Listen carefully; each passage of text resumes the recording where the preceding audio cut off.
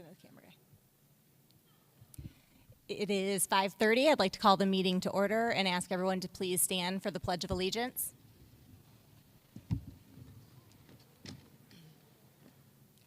I pledge allegiance to the flag of the United States of America and to the republic for which it stands, one nation, under God, indivisible, with liberty and justice for all.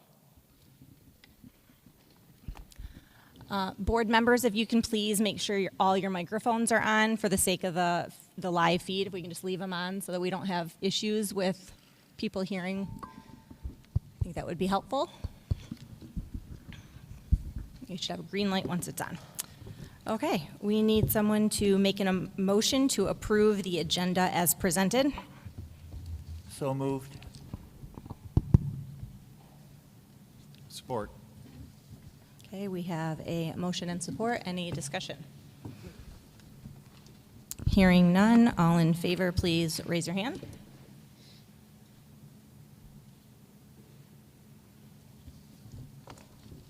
Okay, thank you. We have reached the first portion for citizens to address the board. Were you reading now or later? It didn't matter. I can read now. Okay, I know we have one letter to be read. We are asking everyone to please stick to the 3 minutes just for the sake of time and respect. There's a timer in the front of the podium, and hopefully we don't have to cut the mic at the 3-minute mark, but just please be respectful of the timer. But I think we have one letter to be read, so Okay. thank you. Can you hear me? Okay. Dear APS school board members, Mrs. Anna Meinhardt, Mrs. Stacy Parr, Mr. Eric Hansen, Dr. Eric Lawson, Mr. Gordon Snow, Mr. Andrew MacArthur, and Mrs. Sarah Fritz.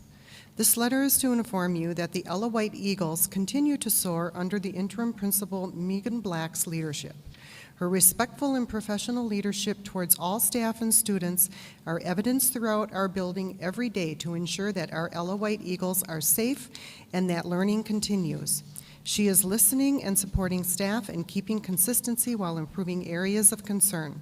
Since Mrs. Black was placed at Ella White, she has made a smooth transition that promotes open and professional communication between staff and students. She responds respectfully and professionally to staff and students.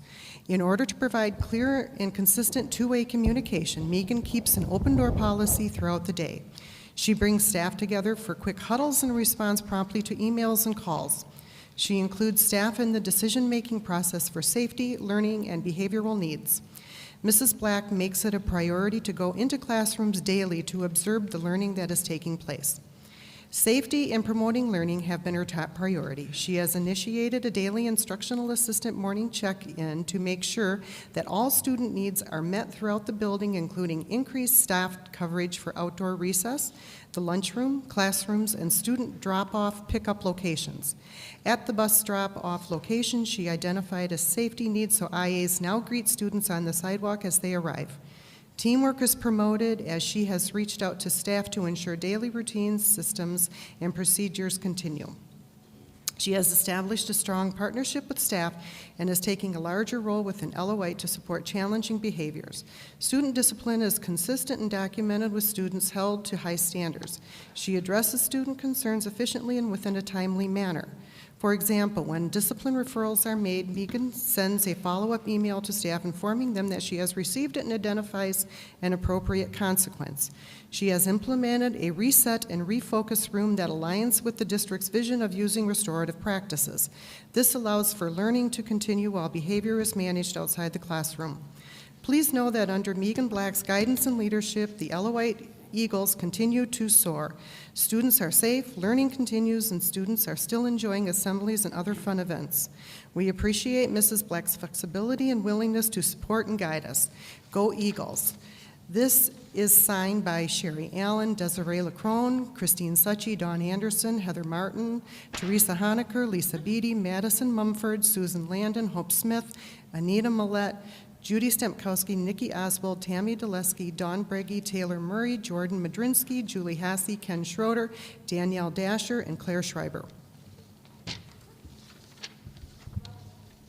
Thank you. Any other letters?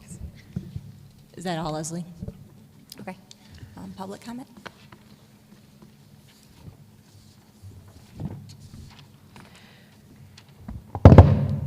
My name is Susan Landon. I teach elementary health to the 2nd through 5th grade students in all 6 of the APS buildings. LOI is one of my buildings I visit weekly. I'm not here to address the board so much as I want to address the public who seem to have a perception of what is happening that I feel is inaccurate. I will be the first to express my concern over extreme behaviors and continued disruption in the education of others at LOI as well as other buildings across the district and state. My teaching is affected by it on a weekly basis. This problem, however, big as it may be, is not the issue at hand. The issue before us today is not the behavior of students, but rather the behavior of a principal. I experienced several instances of less than professional behavior demonstrated by Mr. Behrman far before the email we received from our administration on November 15th. The staff at Ella White were notified by email regarding the removal of the principal. I quote, "Beginning tomorrow, Mr. Behrman will be out on leave." We were informed that another administrator would be on the site to assist in Mr. Behrman's absence, and at that time, the duration of the leave was unknown. We were asked to respect Mr. Behrman's right to privacy at this time. That is it. That is all that was shared with us because of his employee's right to privacy. It was not until Mrs. Behrman shared publicly her understanding of why her husband was on leave that gave anyone outside of the situation any idea of what has gone on. It concerns me that so many of you are acting on information that is secondhand. It is likely that what Mrs. Behrman shared publicly, is it likely that what Mrs. Behrman shared publicly is true? Sure. Is it also possible that what she has shared is not the full story as to why her husband is in this situation we are all here for? Absolutely. I don't even know for sure myself because the only info the public knows is what was shared by Mrs. Behrman and all the distorted versions of the story as it has spread. I do, however, have my own experiences inside the walls of Ella White that have me speculating, but my speculations don't mean anything. Neither do your speculations. I do also understand that termination of someone's employment is not a process that is done flippantly. So in order for Mr. Behrman to be in this situation is likely due to far more than the information given to the public by his wife. It's just common sense. What I'm truly upset about are the Save the Principal posts and comments I've seen and commented on myself. They are full of large amounts of misinformation. One such post stated that Ella White is in turmoil and the students were suffering without their principal. This is a lie that too many of you are reading and believing. Since commenting on that post, those words, turmoil and suffering, are no longer a part of the original post. Interesting. I'm in the building weekly and I do not see turmoil or suffering from any of my students at all as a result of their principal being gone. I have experienced a more peaceful atmosphere with more support in many areas. Shame on the ones who are posting these lies and false information. I tell you this evening from my own firsthand experiences that I would not want my child spoken to or handled in a way I have seen Mr. Behrman with his students. Were the students' behaviors wrong? Yes. Does that make it right for him to act outside of state policy and human decency? No. I'm confident this situation Mr. Behrman has himself in is likely not just from this one incident. 3 minutes. Confidentiality keeps us Mrs. from Landon, truly 3 knowing. minutes. Please- I caution Sorry, you please cut on the this mic. odd allegiance. Sorry, thank you.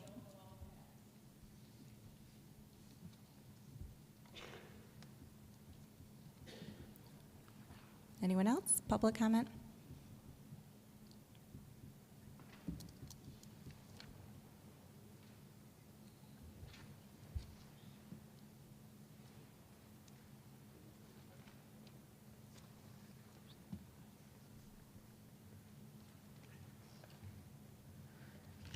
Mary Scirocco again, parent to 4 APS students.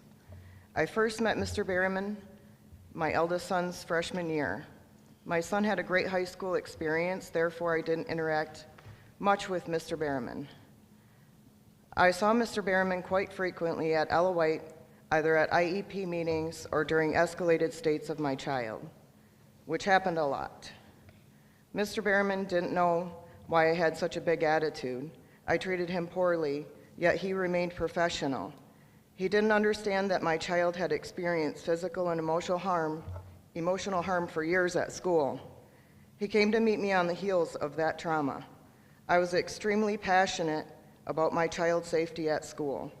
In fact, I'm sure that it comes as a great surprise to him today to have my support during this trial. Mr. Behrman helped me to understand many things regarding my daughter's behaviors of destruction, one of which was the concern for how her peers viewed her. He also gave me one thing that I desperately needed to be able to trust the school: open communication. Most importantly, he provided a safe environment. We had a certain unspoken language during escalated elopements that made driving my child home safe. Prior to his absence, I had to pick my child up 2 times this school year. On November 17th until today's date, I had to rush to school a dozen times. 2 of those occasions, pulling my child back from active traffic, injuring myself. 2 of those occasions, police came. 2 required an ambulance to the ER for mental health evaluations. 1 visit rendering a new diagnosis of stress. My 9-year-old child made multiple suicide attempts while in the ER. I have since made 2 attempts to return her to school, but given the current administrative affairs, once again, do not feel my child is safe at school. So I've pulled her out for virtual. My child continues to talk about that past trauma, and it's still affecting her today. I have been in that school more times than most parents to retrieve my escalated child. I pay very close attention to the surroundings and saw nothing in Mr. Berriman's term at Ella White that had me concerned for my child's safety or any other child for that matter. My special needs child also communicates with me and hasn't made statements nor had any injuries while at school in nearly 2 years. Mr. Berriman has gained my trust back in APS, but now this.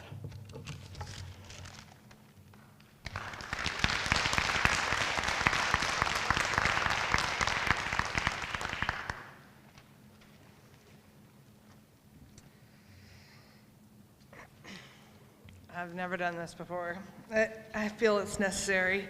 My name is Angela Mahan, and I have been a teacher with your school system hired under Tom Berryman for almost 2 years now. I'm currently teaching special education, and I love my job because I get to work with special needs children and make an impact on their lives daily. Tom Berryman gave me this opportunity, and he supported me in every way possible joining APS. Isn't that what administrators are supposed to do, support their teachers and their students?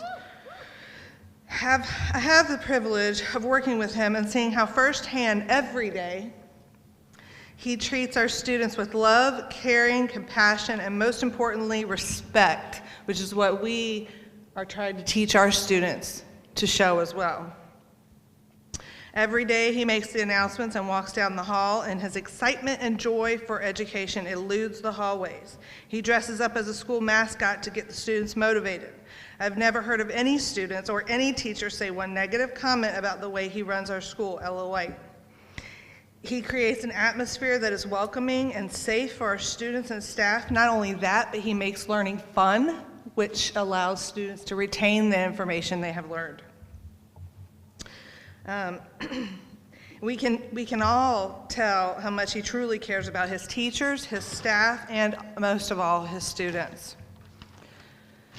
He treats his students as if they were his own. For my personal example, I was in his office last year, and I had a medical emergency. Tom Berryman immediately stepped up, took control, and I was in the hospital before I knew what had even occurred. He made a great administrative decision. He knew what to do, and in turn, he saved my life. I'm trying to repay that now. He made a great administrative decision, and in addition, when I returned, he made sure I had a safe office space, switched rooms so that I would have light in my room, which there's hardly any rooms at Ella White, so it was hard for him to do that. And he came in every morning to check on me to make sure I was doing all right. This is just a testament of how much he cares about each and every single student, staff member, and teacher he works with. Now, I'm not saying that Ms. Black is a poor administrator. She is certainly not, and I love her as a person. However, I've never seen her in my room to check on me at all since she's been there. In my past 20 years of experience, from an inner city middle school in Atlanta, Georgia, to farm rural schools in the country of Georgia, It's been consistent how administrators relate to their students and assist their teachers. I've had great administrators who do their job very well, as far as few who seem to be there just for a paycheck. Throughout my entire career, Tom Berryman is by far my all-time absolute favorite after 20 years of teaching. He is truly irreplaceable. I have a specialist in Thank you. 3 MBA, in minutes. special Cut the microphone, education, specialist please. in MBA. Thank you. 3 minutes. Got to hold to it. Sorry.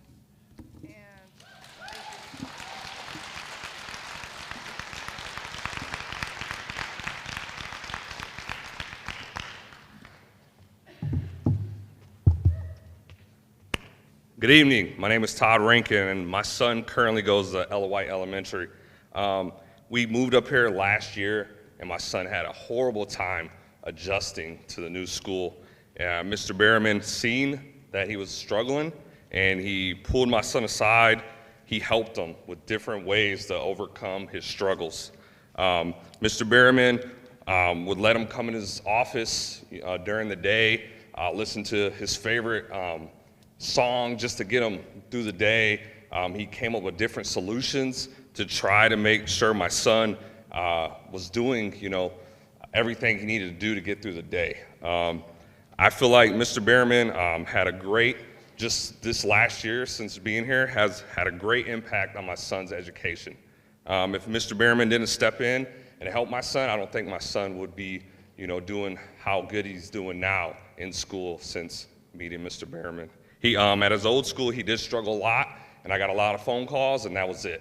They didn't come up with solutions. They didn't say, hey, let's try this, let's try that, or hey, maybe we need to move into a different class or something. Nobody came up with solutions like Mr. Berryman did for my son. My son when I told him I was coming here today, he said, Dad, hey, I want my principal back. Speak highly about my principal, because since he's been gone, he doesn't feel like Ella White is the same school. I am confident in Mr. Berryman's ability to deal with students with behavioral issues, because my son was one of those students and still is struggling with his behavior issues. I feel like Mr. Berryman, he shows respect. He's professional at all times. I've never seen any unprofessionalism since I've been to that school so many times because of my son's behavior. Never had an issue with Mr. Berryman or any of the staff. I feel like my son and all the students in Ella White need their principal back. That's all.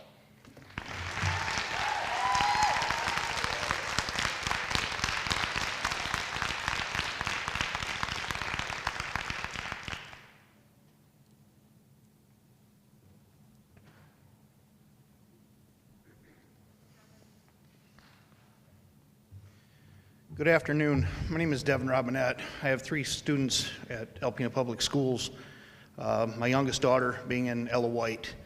I don't know Mr. Berryman personally, but I know every time I've seen him and with the kids around outside in the parking, he's always acted professional. I've been in EMS for 23 years now. Some of the things that I've heard about him removing the child from kicking and screaming on the floor, as you people know, that kicking and screaming, it can either harm himself even further or it can harm other kids. He took the kid out of the situation, and from what I was understood, he was safe and the parents were knowledgeable of this. My second grader is now on anxiety medication because of the incidents that are going on at Ella White School. The students, the staff cannot handle the situation. We need to bring some discipline back. All the staff is afraid to talk, afraid to handle these kids. I mean, you're throwing pencils, you're throwing markers. You all know what comes next. We've got a world full of undisciplined brats. We need to take care of this. As far as I'm concerned, keep Mr. Berryman. He's been a plus in everything I've seen and heard. Thank you.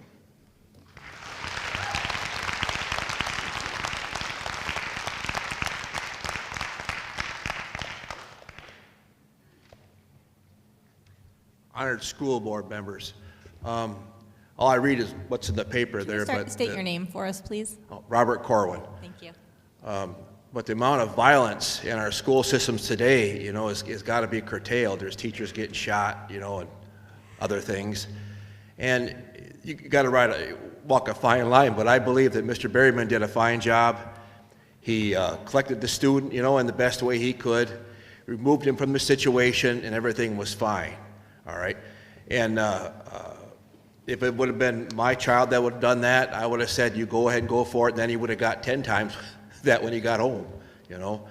But I believe that he should be reinstated, and I think he did a fine job, and that's all I have to say. Thank you.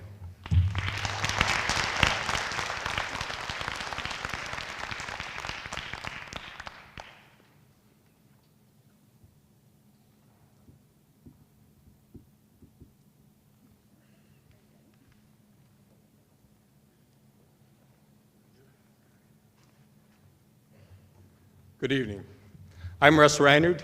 I worked in the prosecutor's office, interestingly, for Megan Black's husband. I was his employee from 2009 until summer of 2021.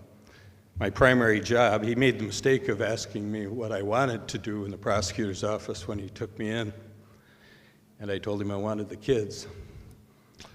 And I did juvenile delinquency and I did child protection for most of those years that I was in the prosecutor's office. I dealt with a lot of your principals, and they're very good people. And I had confidence in everyone I dealt with. But there was a lot of behavioral problems that I was not very helpful with, because they were kids that were under 10 years old, and I couldn't touch them as a prosecutor.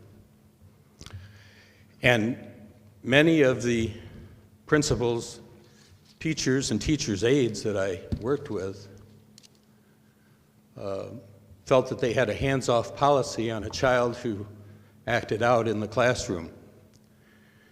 And they had to work with they had no police liaison like you do in the junior high and the high school, which you could pass off the duties to of doing whatever's necessary to remove a child from a situation, even if they're only causing a public disturbance in the classroom.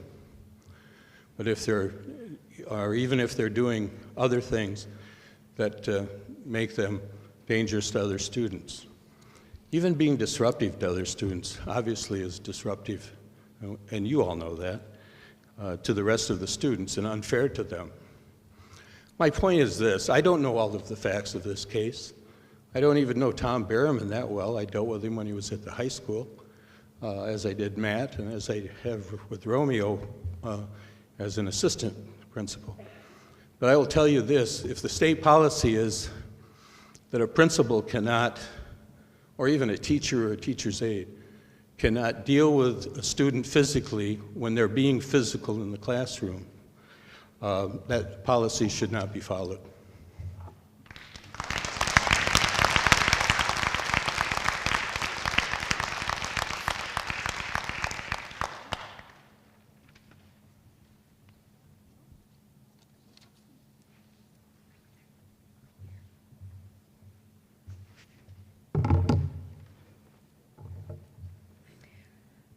My name's Erica Hainstock, and what I've learned in the recent months since all of this kind of came about is that in Ella White, the teachers and faculty there face some pretty extreme challenges with students and parents.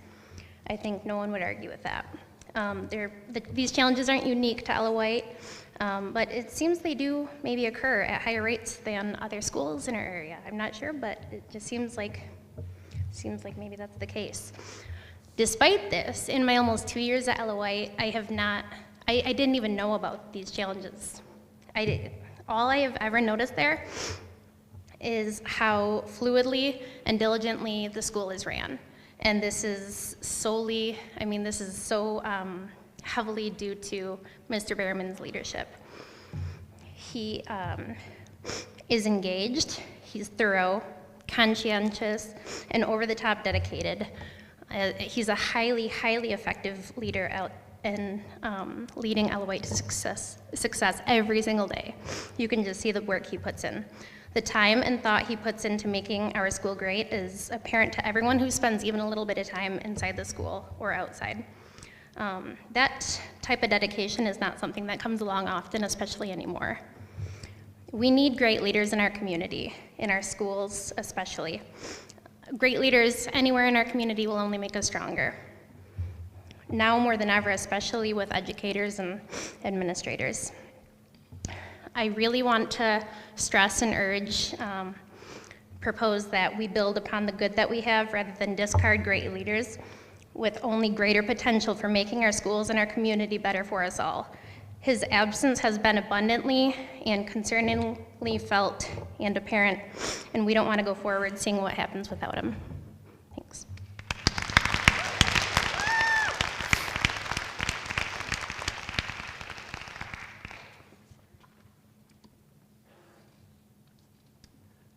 Hello, my name is Dan George. I'm the parent of 2 students in APS school system, and I just would like to offer a simple little reminder to the school board. Your positions are elected, and as such, you have a responsibility to uphold what the public says and wants and what we hold as our core values. The people are here in overwhelming support of Principal Berryman's handling of the situation. The people have spoken. Will you do your job, and will you listen? Thank you.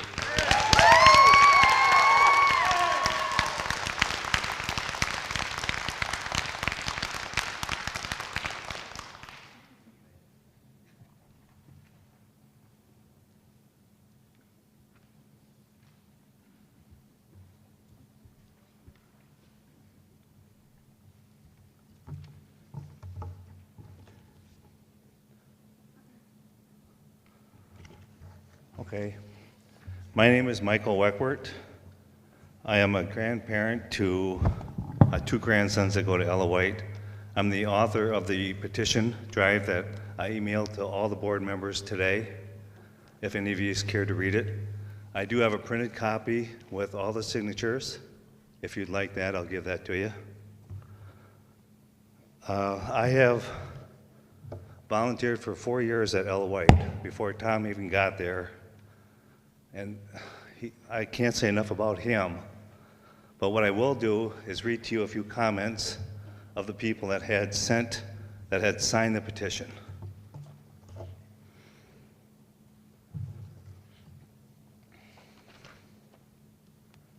Tara says, Mr. Berryman was a wonderful principal who put Pell in principal.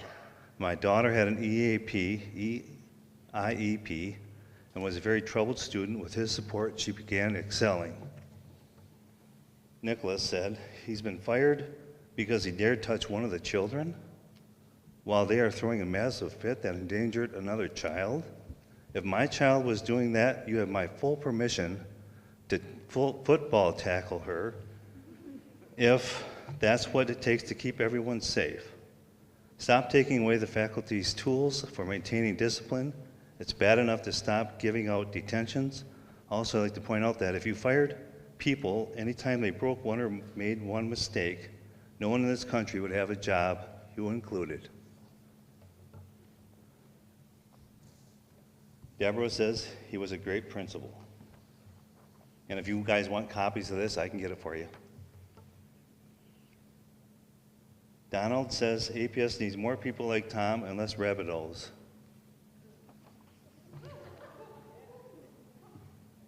Shannon says, my grandniece's kids attend that school. One has autism and one is hearing impaired.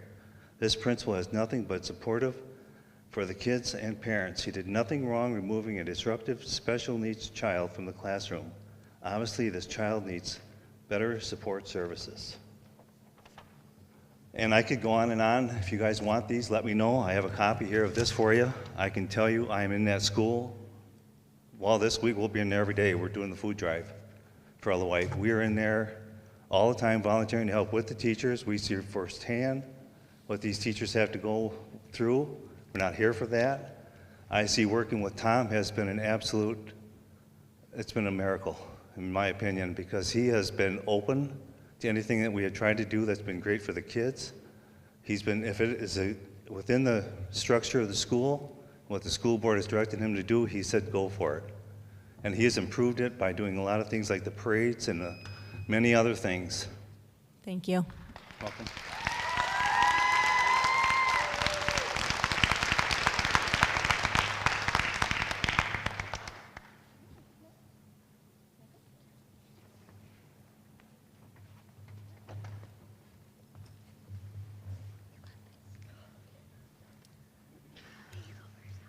Hello, my name's Melissa, and I'm the parent of 2 kids at Ella White. And when never done this before, but while Mr. Berryman was there, my son was doing really good.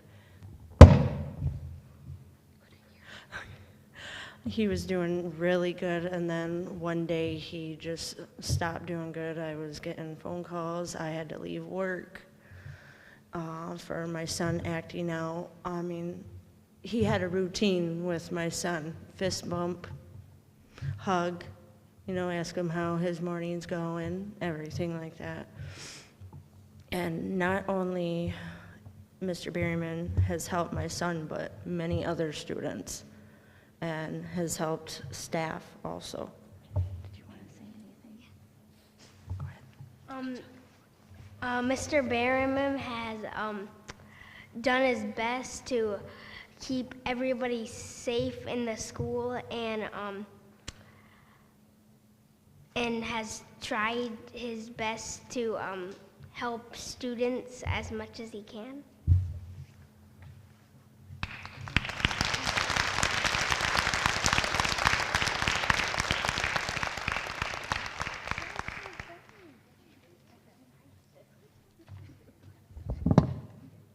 First of all, good evening, everybody. If we're standing for Berryman, let's all stand then.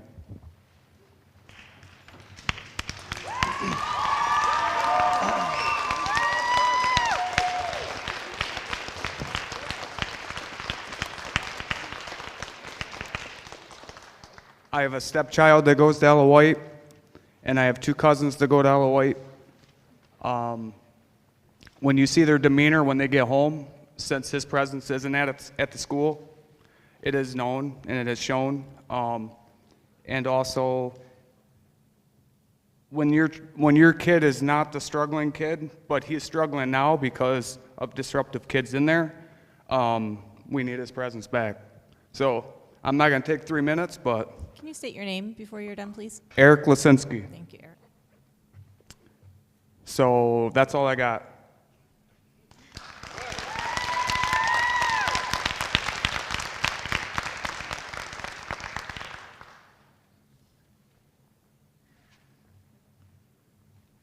Hi, my name is Rogue McGelvin. I've spoke to this board a couple times before. I don't know if I really have anything different to say, but the time that has been given us has given me an opportunity to speak with more parents, more teachers, more IAs. And while honestly there have been a couple that said they have problems with Mr. Berryman, none of them have said that the possibility of termination for what has happened would be just and would be fair. We all don't have all the information, of course, in this, but from all that I can gather, the student involved, the parents of the student, none thought that Mr. Berryman did anything that was outrageous or wrong. I am an employee of Alpena Public Schools. I'm a teacher at Ella White, and just as a human being that hopes that there's more compassion and more empathy, I'm just hoping that you will do what is right by Mr. Berryman and return him to Ella White.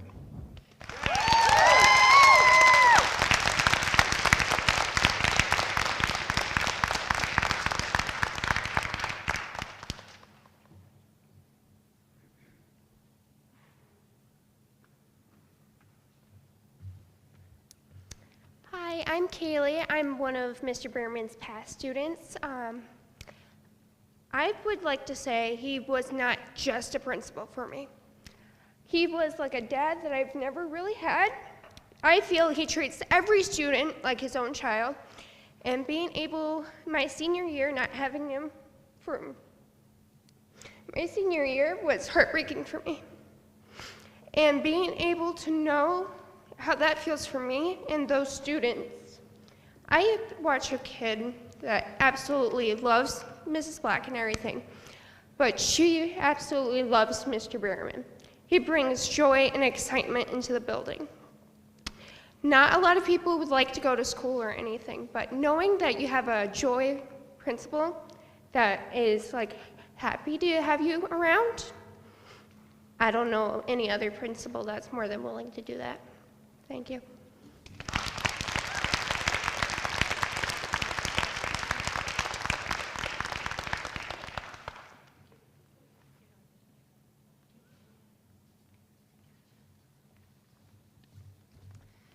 My name is Alicia Page. I work at Ella White in the front office as a secretary and have personal experience with working with Tom Berriman as well as Megan Black. I wouldn't say that what we're here to talk about today is Megan's effectiveness and efficiency, which she is very capable, and I enjoy working with her. I think what we're trying to do here is talk about what's going on with Tom. I would say there are definite, every day we have children who come to the office. Where's Mr. Berriman? Where is he coming? When is he coming back? What's going on? When is he coming? We have parents asking. There's only so much we can divulge, obviously.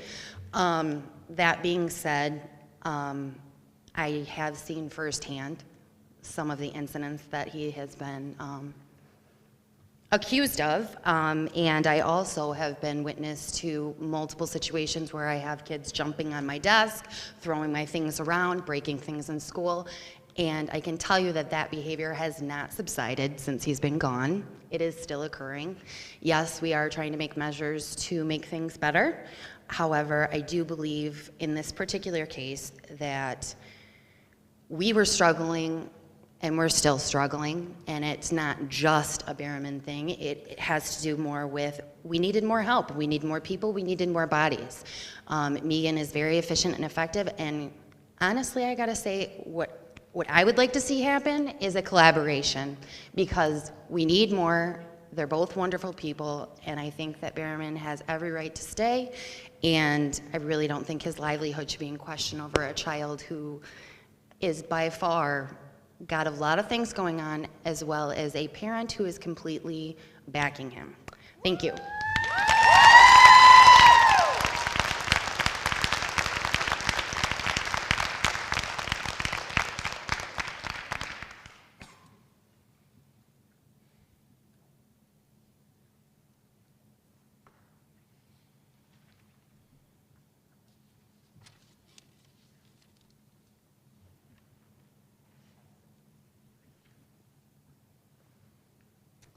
Good evening. My name is Julie Corwin, and I just wanted to say that we don't know all the information or the facts about what has happened, but as parents and grandparents, we were very concerned when we saw the article that came out and stated that Mr. Berriman had been removed from his position until everything was figured out.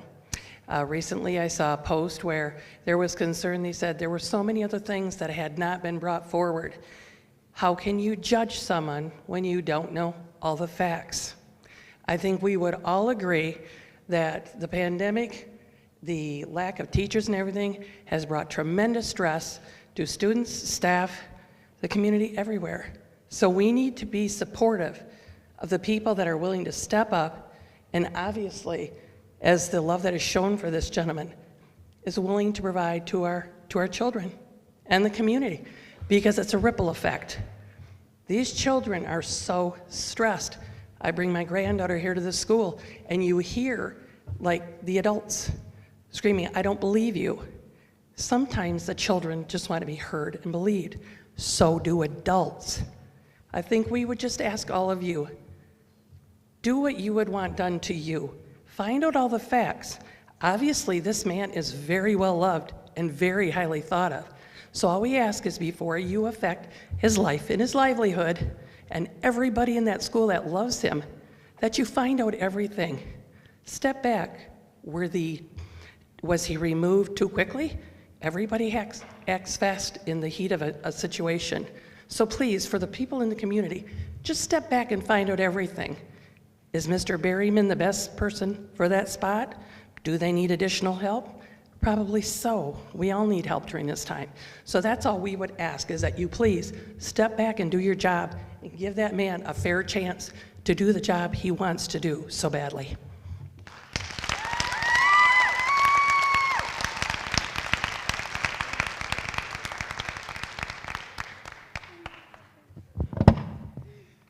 My name is Aria Wagner. And my name is Michaela Rittaler. He makes school more fun. And in the morning, he makes the drive-in when you drop off so much smoother. And he wears funny clothes sometimes. Wait. But I think Miss Black is so good. And he made school more easier for people. And he, God, what are you doing? We want our principal back. You didn't even say it.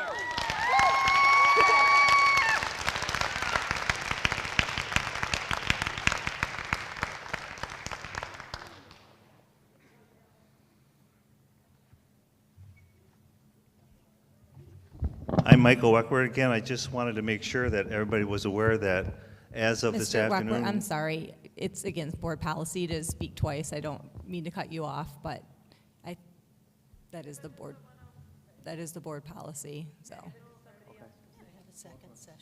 Yeah, there is another opportunity later at the other citizens to address the board that you can speak at that point. I'm sorry.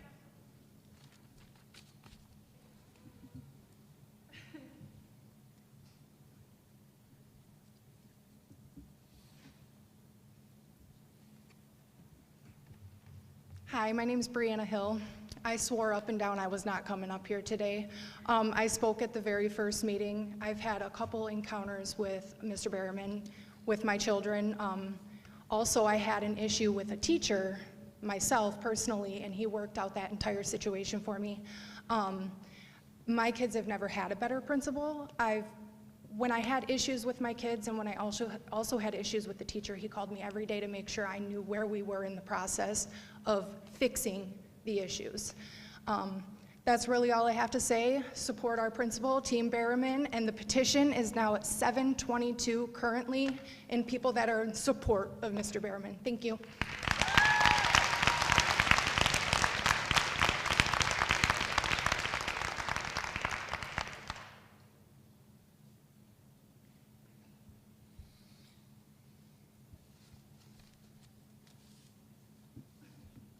Hi, are you able to come up to the podium, or I know you're raising your hand. Okay.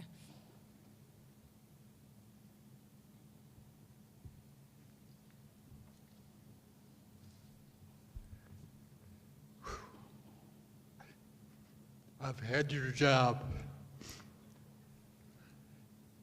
I am David Ness. I'm a retired educator. I'm emotional because what you're dealing with is very serious in the development of the education of young people across this nation. The problem is stress of students, stress of teachers, trying to adjust to situations that are very challenging. You are board members. You should be looking for community input. Believe me, you are getting it, and you should be listening. We need people to take the extra effort to maintaining an environment of educational progress in our schools, classrooms, and in our nation. It's critical. Support Mr. Berryman and bring him back to his position.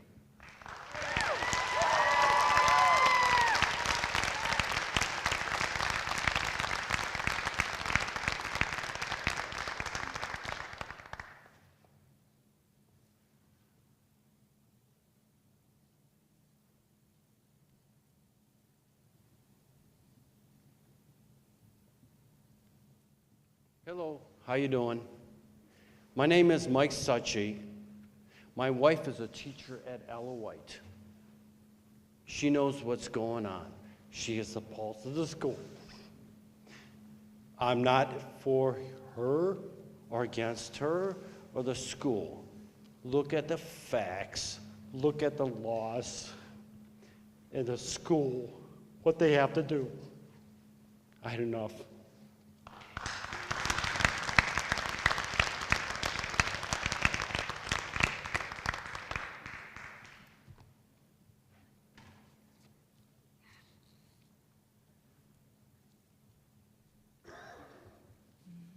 Is there anyone else? There will be another chance for public comment at the end of the meeting.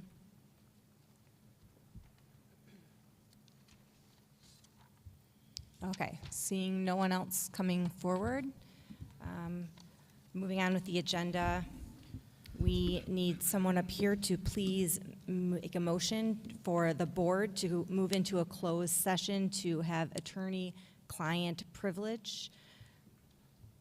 The motion would be that the board meet in closed session under Section 8H of the Open Meetings Act for attorney-client privilege communication. I'll offer that motion. I'll offer that motion. Second. Okay, we have a motion and support. Any discussion? Yeah, Eric Hansen. Okay. Hearing none, we will need a roll call to go into closed session, please. Member MacArthur. Aye. Member Fritz. Aye. Member Lawson. Aye. Member Parr. Aye. Member Hanson. Aye. Member Snow. Aye. Member Meinhardt. Aye. Okay. I don't know if the live feed will still be going on. Microphones will be turned off. Okay, so you will not be YouTube famous today.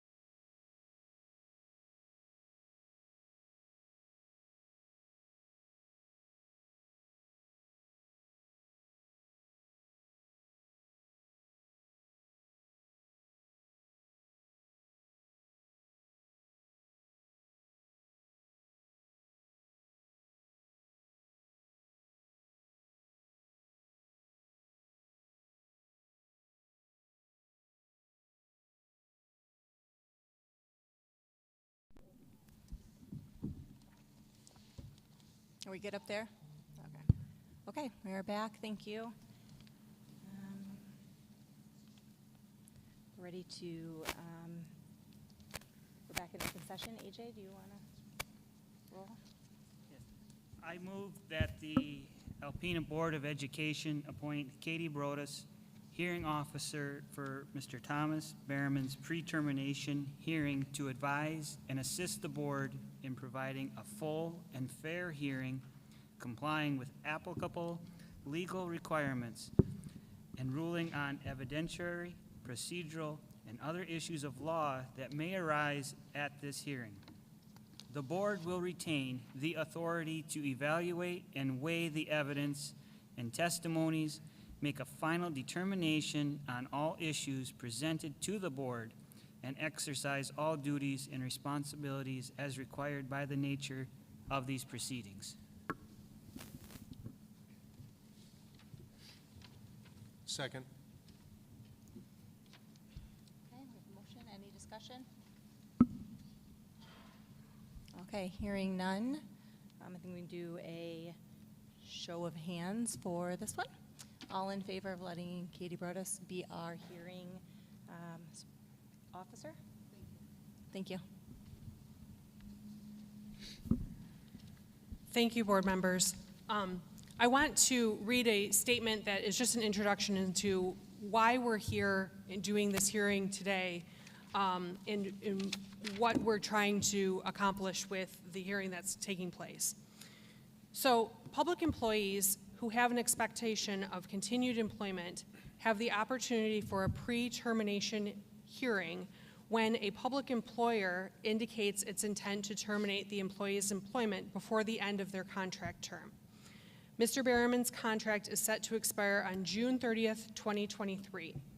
Therefore, to terminate Mr. Behrman's contract before that date, the district must apply the termination language in his contract, which permits termination for acts of moral turpitude, misconduct, or if Mr. Behrman violates any of the terms or covenants of his agreement.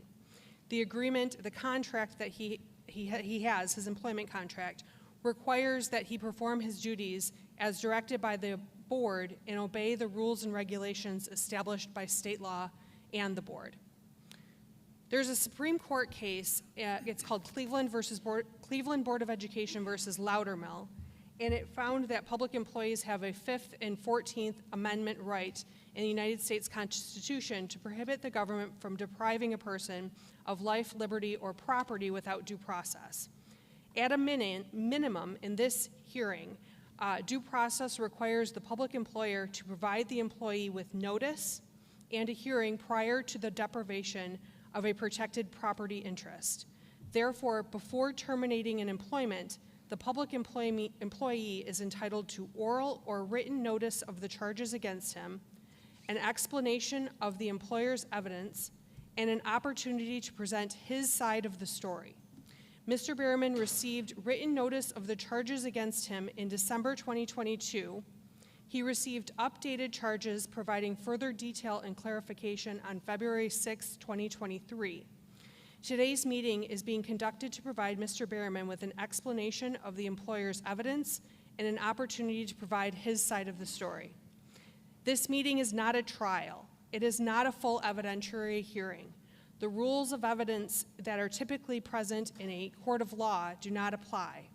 The Supreme Court did not specifically describe the procedure for this meeting, but it stated that the employee must have an opportunity to respond and concluded that something less than a full evidentiary hearing would satisfy due process.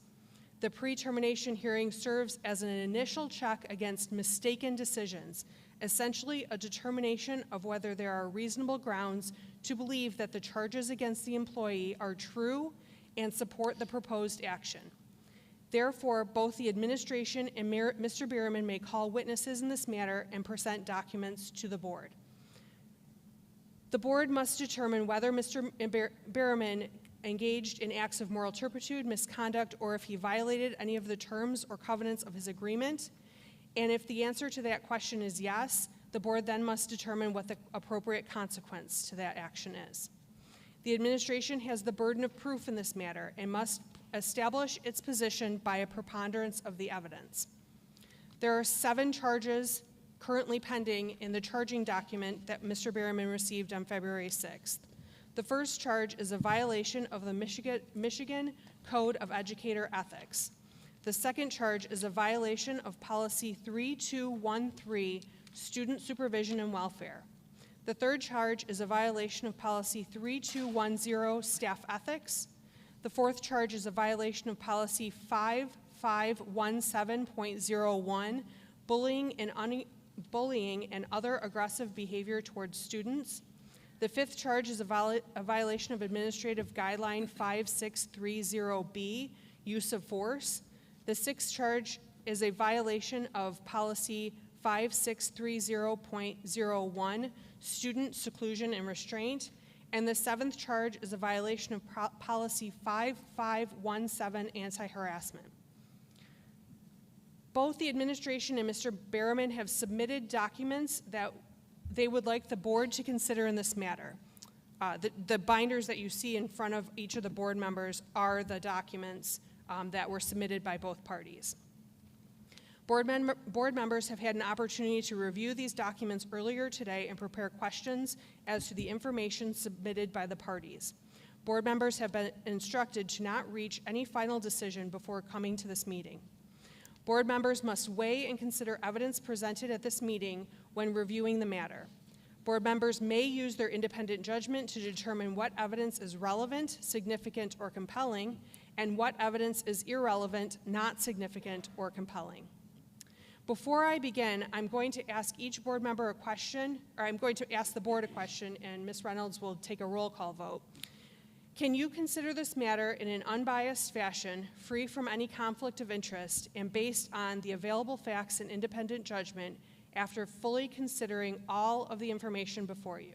Ms. Reynolds, please take a roll call vote. Member Fritz. Yes. Member Lawson. Aye.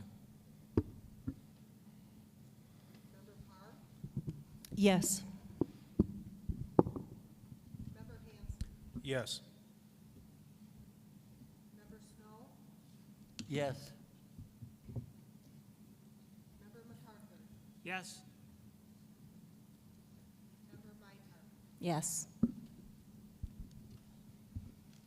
Thank you. The other matter that is important in this situation is that the documents in front of the board members contain confidential student education records. Any portion of the presentation by either the administration or Mr. Berryman that directly relates to a student or their education records will be conducted in closed session to protect the student's privacy and prevent disclosure of protected student records. At the appropriate portion of this meeting, a board member should move to go into closed session to review FERPA-protected documents. To start this meeting, we're going to provide an opportunity for opening statements by both parties. The administration is represented by John Cava, and Mr. Berryman is represented by Mr. Jeff Toyer. I will allow the administration to go first. Thank you.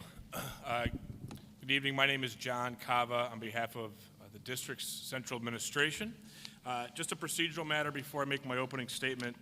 Mr. Toyer and I had discussed prior to this meeting that the documents in front of you, specifically JT1 through JT7 and D8 through D24, will be stipulated as to being admitted, and then D25 through D28 have not been stipulated to yet. And then documents TBA through TBH have been stipulated to be admitted. TBI has not. And then TBJ through TBAF have been stipulated to be admitted. So I wanted to just procedurally put that on the record, Ms. Broadus, and if there's any questions or as far as any Thank you. comments. I'm aware that there are objections to certain documents, and my intention is to address each of those objections as the hearing goes along. You can raise your objection at that time.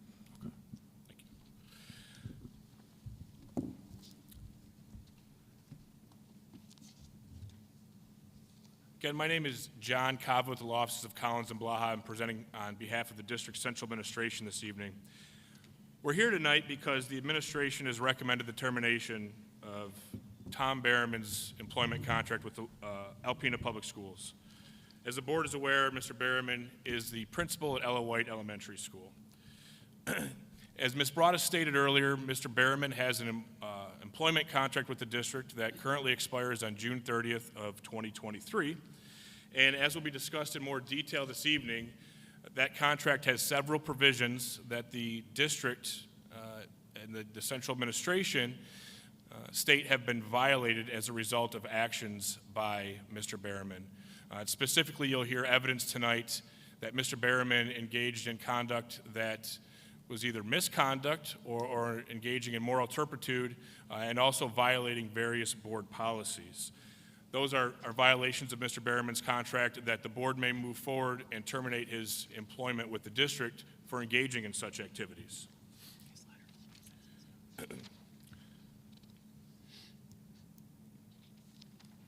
The district's administration will also present evidence that clearly demonstrates Mr. Berriman violated all the board policies and the Michigan Department of Ed Code of Educator Ethics that Ms. Broadus stated are part of the written charges before you this evening.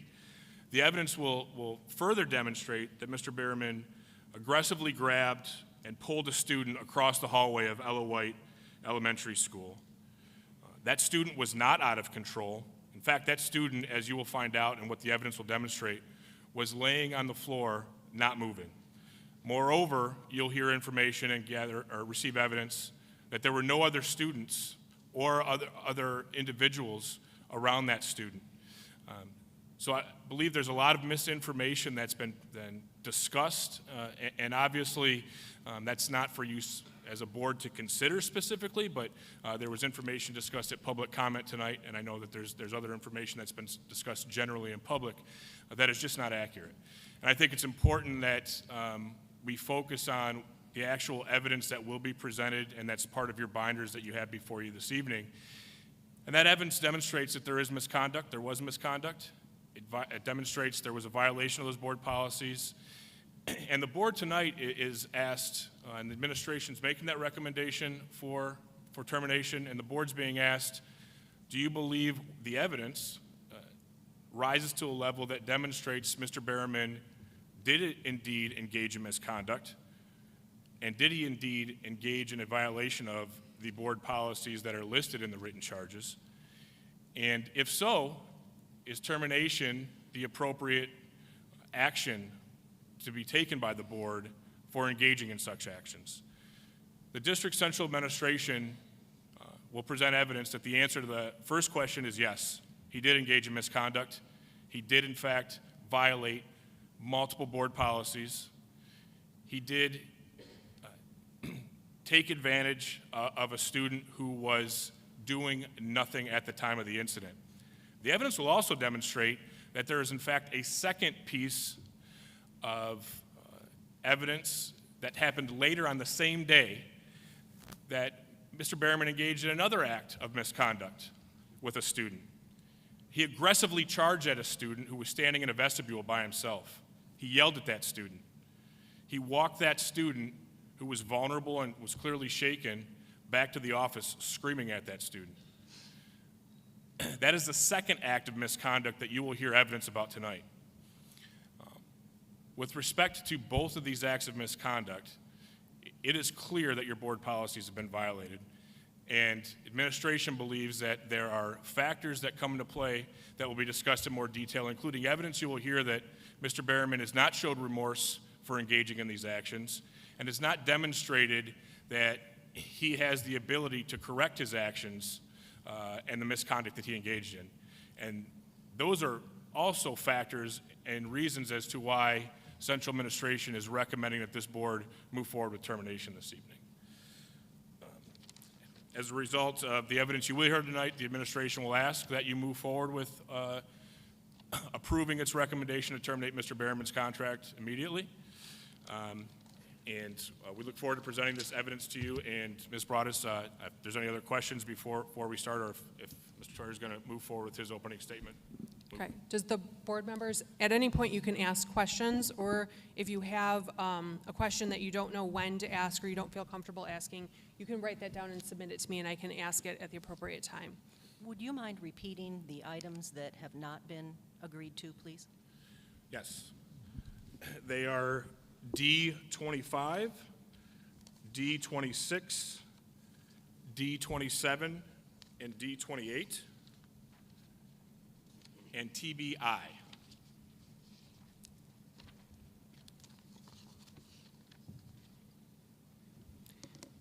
Okay, Mr. Toyer, if you'd like to make an opening statement. Thank you. I'm going to pull this closer as my voice is kind of soft and tends not to carry. I apologize. I want to thank you all for providing this opportunity to Mr. Berriman to present his side of this matter and to explain some of the context that really does not exist in the charging document that you have before you. And that's very important to note because the evidence, as you will find, is not as it has been portrayed by the district.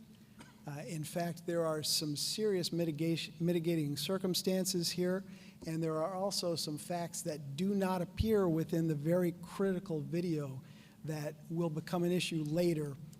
As Ms. Brodus indicated, we have an objection to part of that video because it starts at a particular point in time which is very late in the interaction by Mr. Berriman with the student at issue. It does not show an earlier part of it. Also, there are two versions of it. There is a zoomed-in version which shows just the two individuals essentially, and there's a wider one that shows the hallway. But again, it only starts late. And the problem with that is it completely takes away the context of what happened. What the evidence will show is that in the what is called the hallway incident, that's the morning incident. So in terms of time, it happened before the vestibule incident. But in the morning, a child was in the classroom, was playing inappropriately with scissors. The teacher took them away from the child. The child then grabbed the scissors and ran to the hallway. This is a child that has an IEP that has manifested impulse behavior control problems in the past. Those have sometimes manifested themselves in violence. He has hit other children. In addition to that, there was an incident, as the evidence will show, where this same student used a pointed object to stab at a staff member. So obviously, a scissor-wielding student in the hallway with impulse control is a problem. Mr. Berriman was called on an emergency basis. He removed the scissors from the child. And in accordance with district policy, the teacher had locked the door after the child left. The child was supposed to come back to the door when he was de-escalated sufficiently to come back in and learn. Instead, the child returned to the door and started pounding on the door, disrupting the education that was happening in the classroom itself. This child then went down the hallway from the classroom that he had come out of and proceeded to bang against his locker several doors down from where he was, again disrupting all of the education that's happening in the entire hallway for all of the other children. Again, Mr. Berriman is called. Only when Mr. Berriman comes the second time, that's when the video picks up. You've missed the entire context of the scissors, the initial calm down attempt, the pounding on the door, the further pounding on the lockers, all of which constituted a disruption, and a child who has impulse control problems in a hallway. Now, the other aspect of this video that is a problem is the zooming content of it. And that's because, and again, I'm going to get into this in just a moment with respect to the charging document, but it only shows the two individuals. If you bring back the video, then you see that the hallway was full of children. There were lots of kids there. There were staff involved in this hallway. So this is not a situation where it's an isolated incident, and Mr. Berriman will explain how this child was laying on the ground in the middle of the hallway. People had to walk by him to get around him. He was not responding to verbal cues from Mr. Behrman to get up and move to his cool-down room, which was his IEP response at the time. And so as a result, Mr. Behrman was left with having a child in this condition that he had to escort to that appropriate place for cool-down, and that's what he did. That is not a violation of any district policy. Then we have the second incident, the vestibule incident, also captured on video. That incident is portrayed in an interesting way, and again, I'm going to get into that in just a minute in the charging document. But in that video, as you will see when you look at it, there were rocks being thrown by this child at the window outside the vestibule initially. Then he entered the vestibule with a rock in his hand and hit against the window between the vestibule and the main office with the rock in his hand. Then you will see another teacher come out, remove the rock from the child's hand, but otherwise do nothing. So what does the child do at that point? The child goes to an electronic device that is in the vestibule known as a Raptor. It looks something, to my eyes at least, like a telephone. It's about that size and shape. It's plugged into a wall. It's an electronic device. He rips that off of the wall and initially knocks on the window to the office again. Then when there is no response to that, he takes a few steps back and he throws the Raptor at the window. It bounces off the window and falls onto the hard surface floor and is broken essentially. It is when that happens that you will see Mr. Behrman exit the office door immediately to get in between the child and the electronic device so that he couldn't grab it again and either damage the property further or cause some danger to himself or others. It's important to note in the context of the vestibule incident that occurred at the end of the school day. This is the vestibule that parents and teachers are going back and forth and students are going back and forth to take their kids, to get them from the office, to take them home. You will see at least one parent going through the vestibule at the time of this incident. So this is a situation, again, where you have a child, and this kid, Mr. Behrman will tell you the child is not a bad child. The child just has impulse control problems, and sometimes they have to be intervened in a way that will reset him. That is what Mr. Behrman attempted to do. Mr. Behrman was successful on both occasions in reorienting this child. In the first one, which happened in the morning at approximately 9 a.m., the child successfully went back to his class after going to the office with Mr. Behrman, completed the entire day until another event occurred toward the end of the school day. After that one, Mr. Behrman spoke to the mother of the child, and you will note what is significantly absent from any evidence in this case is any complaint by the mother of this child. This is strictly coming from somewhere else. Mr. Behrman will tell you in his statement that he has known this child for a couple of years. He knows the child very well. He knows how to interact effectively with this child. And respectfully, the administration does not. Mr. Behrman was in a better position to know what the appropriate response here was. So let's look at what's in the charging document itself. And this is where it becomes confusing from both a legal perspective and a factual perspective, because initially, the February 6th, 2023 charging statement only refers to an allegation of misconduct, not moral turpitude, not any of the other things that were mentioned by counsel during opening. Then there is a summary of these two events, and that summary is strangely incomplete.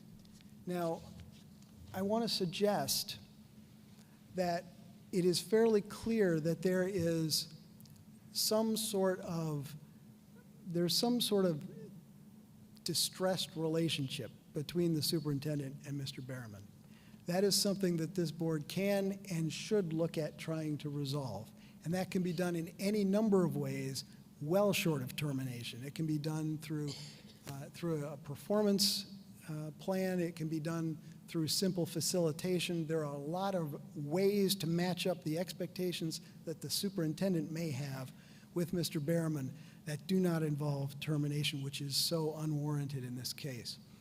But that distressed relationship looks like it is reflected in this document because, for example, in the description by the administration in the charging document of the vestibule incident, the document says, quote, "The student can be seen knocking on the window to the main office with his hand and with an electronic device in his hand," completely ignoring the fact that when the child initially came into the vestibule, he had a rock in his hand and was knocking against the window and had been throwing them outside. Also, it ignores or minimizes the fact that this child ripped this electronic device off the wall and threw it at the window before Mr. Behrman came out. Why that is minimized, as opposed to trying to get to what the sort of truth of what happened is for this board to determine when you look at the video. The description also says, again, this is the vestibule incident, no other student or staff were in the vestibule area at the time, and the student was not a danger to himself or others. I want to suggest to you that, again, that minimizes the fact that the child had a rock initially, was destroying school property that he had ripped off the wall and thrown against a window. That is not a child that is not a danger to himself or others, especially in the vestibule where you're talking about the access point to the building. The charging document also uses a number of what I'll call charged words. And again, this only serves to confuse and obfuscate what actually happened in the vestibule. For example, the document refers to frightening body language, swinging the door aggressively, cutting in front of a parent, clenched fist, yelling voice. Now, none of that is an objective term. All of that is a subjective interpretation designed to lead to a certain result. And we believe that when you see that video, what you will see is you will see Mr. Behrman come out, yes, very quickly, because he had to reset that child in a position where that child could be a danger to himself and others and had already destroyed school property. So the idea that it could be done in some lesser fashion would simply have been ineffective, as Mr. Behrman will tell you. With respect to the hallway incident, you have the same type of activity. And I want to start with the video on the hallway, because the fact is that this incident occurred well before what is in the hallway video. We have objected to your review of this video because it's not complete. To the extent that you do wind up seeing this in the closed session, I want to emphasize to you that a lot of intervention occurred before, and this description completely ignores the fact that the child came out of the room with scissors and already was a child who had some impulse control problems. But the language in this charging document says the student never attempted to elope from the area and no other students were in the student's proximate vicinity. The fact is the student had eloped to get to the area that he was in at the time of the video, because he was in his classroom, had left the classroom with the scissors, couldn't get back, had walked down the hallway, was pounding on his locker several doors down before Mr. Behrman came back the second time in this incident. The charging document also says the student never posed a danger to himself or other students or staff. Again, ignoring the scissors, ignoring the fact that this child was laying on the ground, and unresponsive, unwilling to go to his cool down position in the middle of the hallway, literally laying lengthwise across this rather narrow hallway so that people had to go in and out.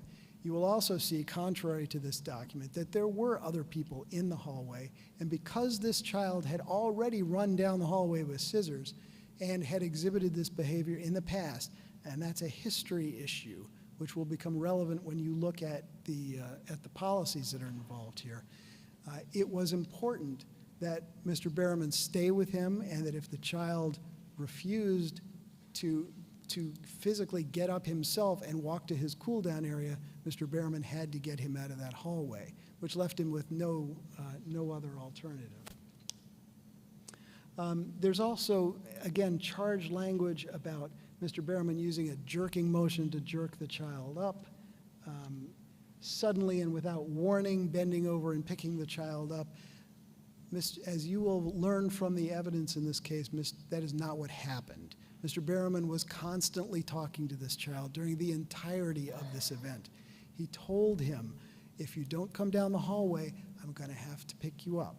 The child refused to comply. Mr. Berriman picked him up, walked down the hallway, and as he was walking down the hallway with the child was going wee wee, having fun, in other words, as he was going down the hallway. Because again, Mr. Berriman knew this child. He had interacted with him on numerous occasions. He knew what would work and what wouldn't work in this situation. And again, this child, after the cool down, went back to class and was without incident until the 3 o'clock time period. So what we have here is an inaccurate reflection of what actually happened in the charging document itself. And again, I think this goes back to miscommunication, missed expectations between the superintendent and Mr. Berriman. These are not, you have a relationship problem here at most. You do not have a terminable offense. So let's look at what the policies are that we're talking about here. And Ms. Brodus read through the 7 that are at issue. I want to start with the use of physical force administrative guideline, which is AG 5630B. And the reason I want to start with that is because that is the most applicable one to this situation. If this one applies, if you find that this one was appropriate, then all of the rest of them fall away, because this provides the basis for an authorized use of force. And what this says is district personnel may use reasonable physical force upon a student necessary to maintain a safe learning environment. They may also use reasonable physical force upon a student necessary to protect a staff member's personal safety, the safety of another staff member or visitor, the safety of the student or other students, school property from damage or destruction. There's also a section here about removal of a dangerous weapon. In this case, in both of these events, you have personal safety involved. You've got scissors in the hallway. You've got throwing objects in the vestibule. You've got safety of students or staff, because there were people in both places during these events. You've got damage to school property because of the Raptor unit and the rocks being thrown against the window. And initially you had, again, the scissors, a dangerous weapon. This is the basis for Mr. Berriman's actions in this case. It is an authorized use of physical force in this case to correct a problem, to address it, and to mitigate it so that the child will no longer be a danger. That's what Mr. Berriman did. And that is also consistent with Michigan Department of Education recommendations on the use of force, which essentially mirror that policy. If you look at the rest of these policies, for example, the Student Seclusion and Restraint Policy, 5630.01, that refers to a definition of restraint, which is physical restraint is intended for the purpose of emergency situations only, in which a student's behavior poses imminent risk to the safety of the individual student or the safety of others. An emergency situation requires immediate intervention. In the hallway incident, you had a student that had scissors previously, that had a history of occasional violent behavior, which Mr. Berriman was trying to address before it became an issue. And again, Mr. Berriman had a duty to the other students in that hallway just as much as he did the child involved in this particular case. And part of that is letting them have a situation where they can make their educational goals, they can participate in their educational experience.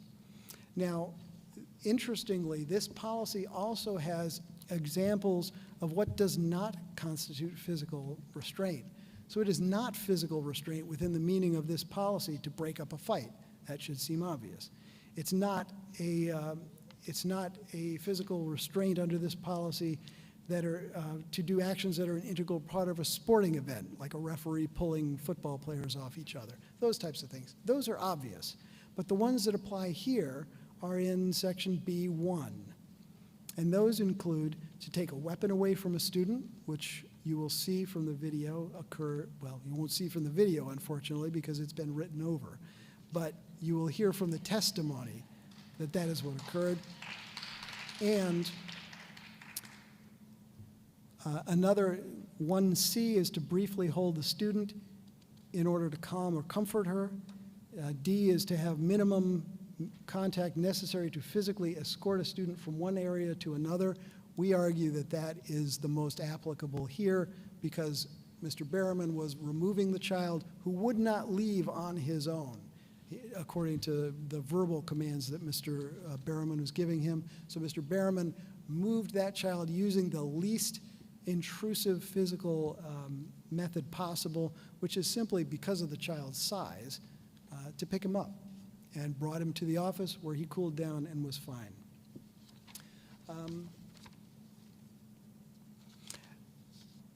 The policy also has sections on, and unfortunately these numbers repeat themselves, but it's on the 4th page of the 9th page of this, and it's section B2, which refers to how an emergency restraint must be conducted.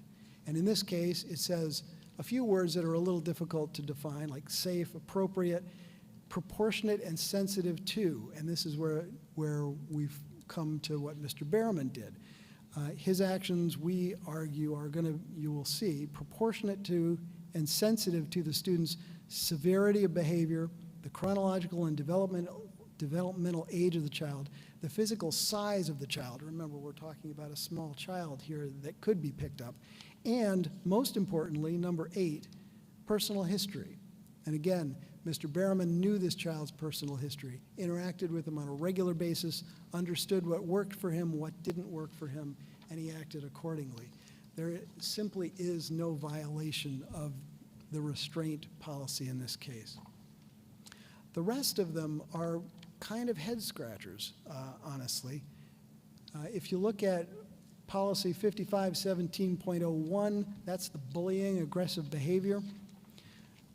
This policy was never intended to apply to these situations that occurred in this case. And again, this whole termination recommendation is based on 2 incidents with a single child on a single day. This is not a bullying situation over some long period of time. This is very discrete elements.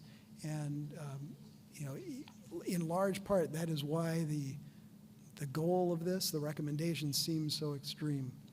But 5517.01 refers to bullying or other aggressive behavior toward a student, whether by other students, staff, or third parties, including board members, parents, etc., is strictly prohibited.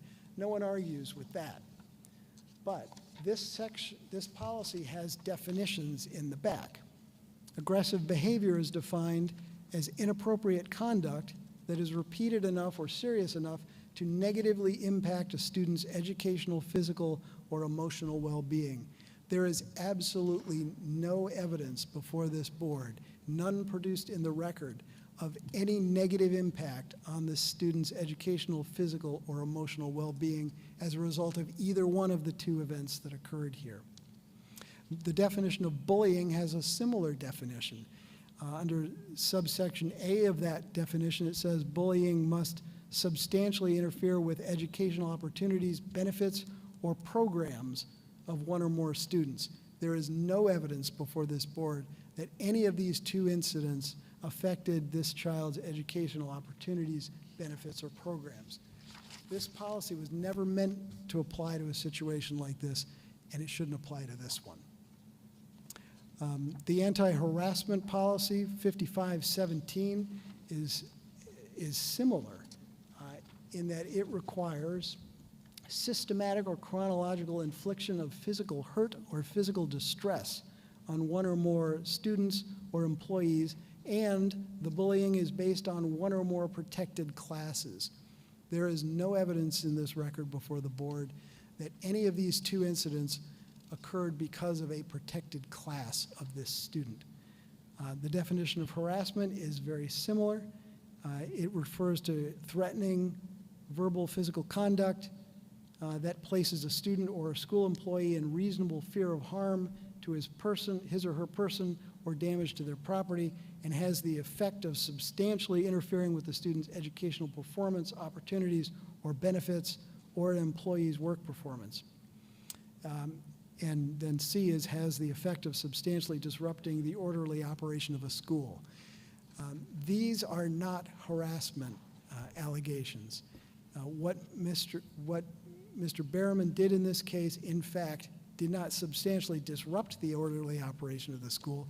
It enhanced it. It was the only way to make the school operate in an orderly fashion under the circumstances of these two events. Then with respect to the student supervision and welfare, that's policy 3213. This is kind of a catch-all. It simply says the superintendent shall maintain and enforce the following standards. Each professional staff member shall maintain a standard of care for supervision, control, and protection of students. No one argues with that.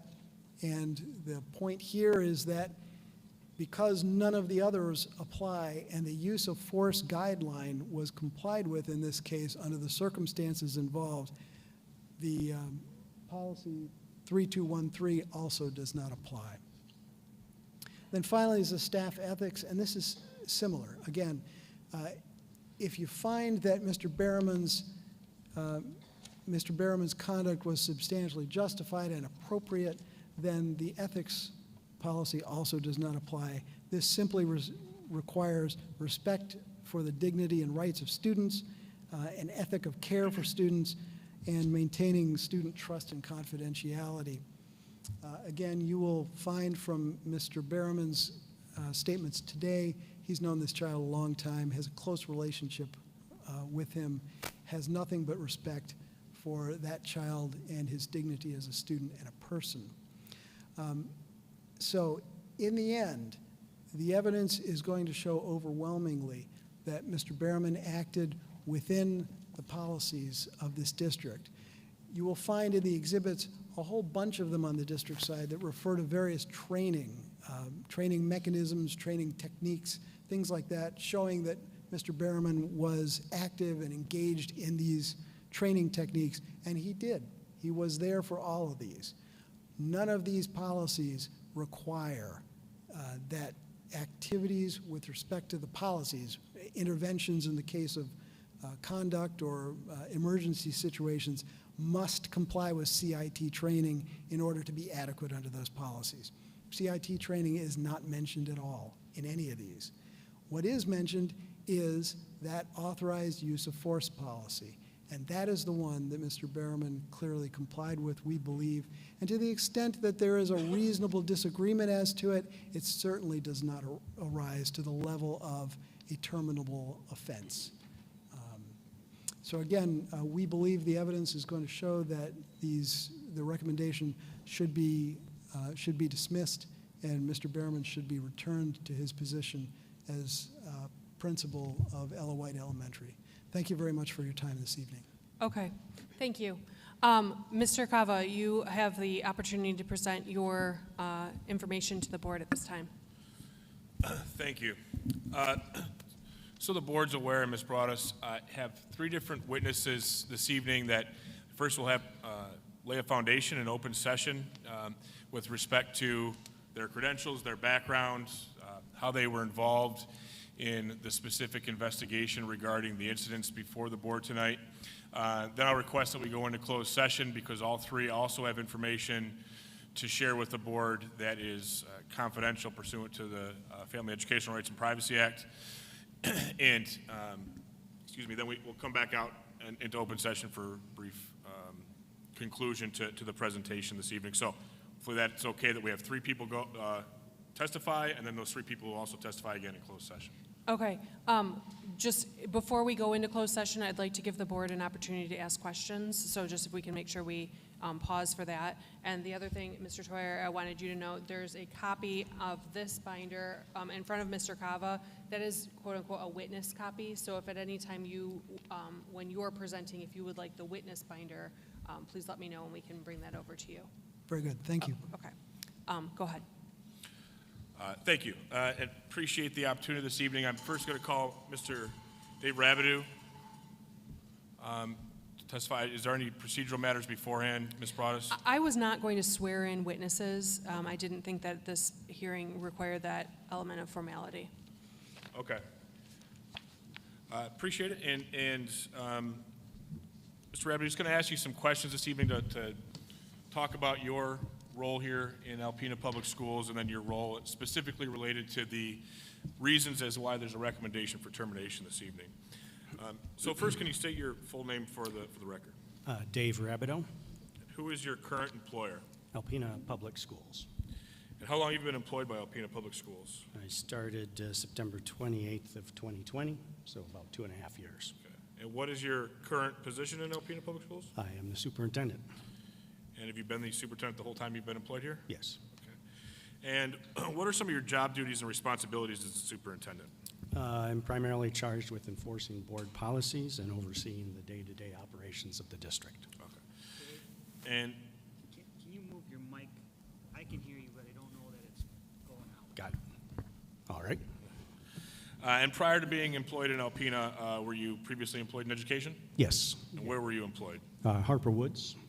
And what position did you work in Harper Woods? A variety of positions. I had 12 years as a 5th grade teacher. I had about 5 years or so of building administration, a central office administrator, and then assistant superintendent of the school district before I came here. Okay. Do you know the employee we're discussing tonight, Tom Berriman? I do. And what position does Mr. Berriman hold with Alpena? He's the principal of Elowite.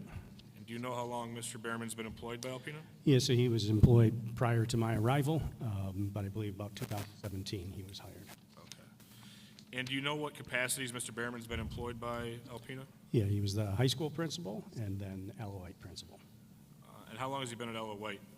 This would be his 2nd year. And were you involved in assigning him to Elowite? Yes. And why was he assigned to Elowite from the high school? We felt that he had skills that benefit him over at Elowite. We also saw some deficits in performance, team unity, and things like that at the high school. Okay. I want to move to the information that we're talking about here this evening, and it's my understanding that you conducted an investigation regarding Mr. Berriman, regarding actions that took place on November 9th, 2022. Is that correct? That is correct. Okay. And can you please describe why you initially had a reason to conduct an investigation of Mr. Berriman? Sure. Mr. Berriman had reported damaged property to our business office. As part of that process, the business office pulled video to see essentially what took place to create the damage. Our IT department, in viewing the video, was concerned enough about the behavior that they saw Mr. Berriman engaged in at that video that they felt they needed to bring it to their superiors. So they brought that to the business office, and upon viewing that video as well, the business office personnel were very concerned by his behavior, and they passed it on to our director of special populations. Again, viewing that video, she expressed grave concern about his handling and actions in that situation. She moved it forward to the assistant superintendent, who again saw concerning behavior out of Mr. Berriman in that video, and ultimately decided that I needed to be made aware of that incident. So you eventually viewed the video? Yeah, before that video, I had an opportunity. Our director of special populations sat in a meeting with Mr. Berriman where she reported it to us. He lost his temper, slammed the Chromebook that he was using to project someone else that was attending the meeting, down to the point she thought it was damaged, stormed out of the meeting, was able to regain his composure, and then come back to finish the meeting. And then subsequently, the weekend took place, and our cabinet, including myself, the director of special populations, the assistant superintendent, had our first opportunity to view that video together. Okay. I want to move you to, it's Joint Exhibit 1, which is your February 6th letter. And if you could just take a quick look at this. This is drafted by you, correct? Correct. And this is the letter to the board and to Mr. Behrman regarding the reasons why you're recommending termination, correct? Correct. And this would be the document that Mr. Theuer mentioned in his opening statement as the charging document. Do you agree with that? That is correct. Okay. With respect to this document, if you flip to the second page of it, it gets into factual findings of what your investigation entailed. And I want to actually move on, first of all, to what would be the seventh page. And I don't believe they're numbered for the board, but if you flip through the page I'm looking at, has a statement at the top that says board policy and/or administrative guidelines violated.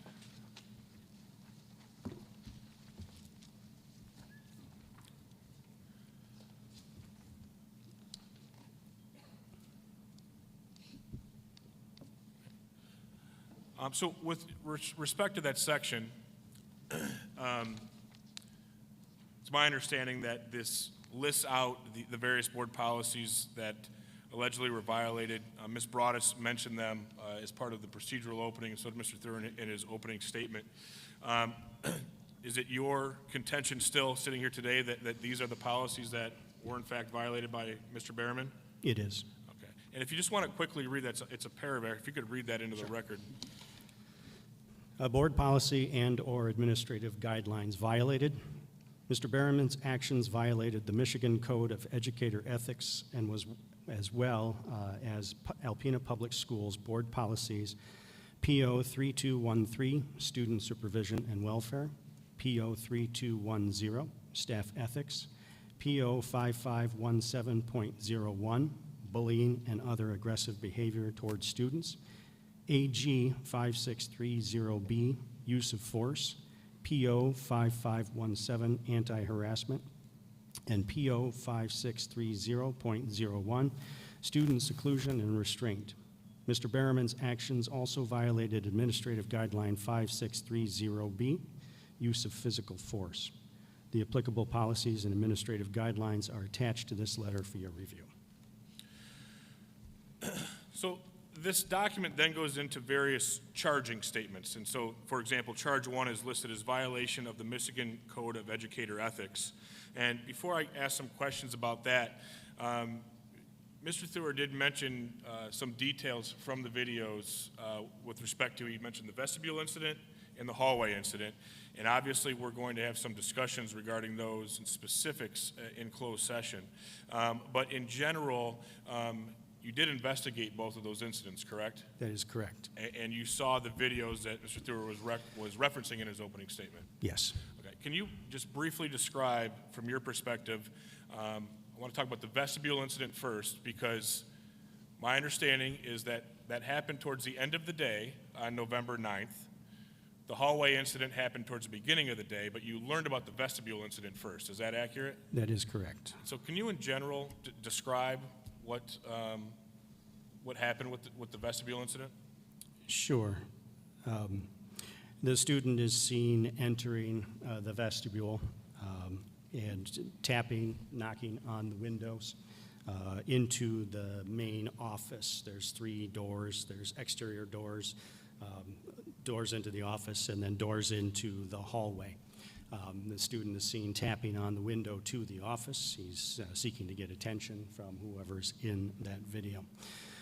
At some point, a special ed teacher and some students do make their way into the vestibule and quickly exit.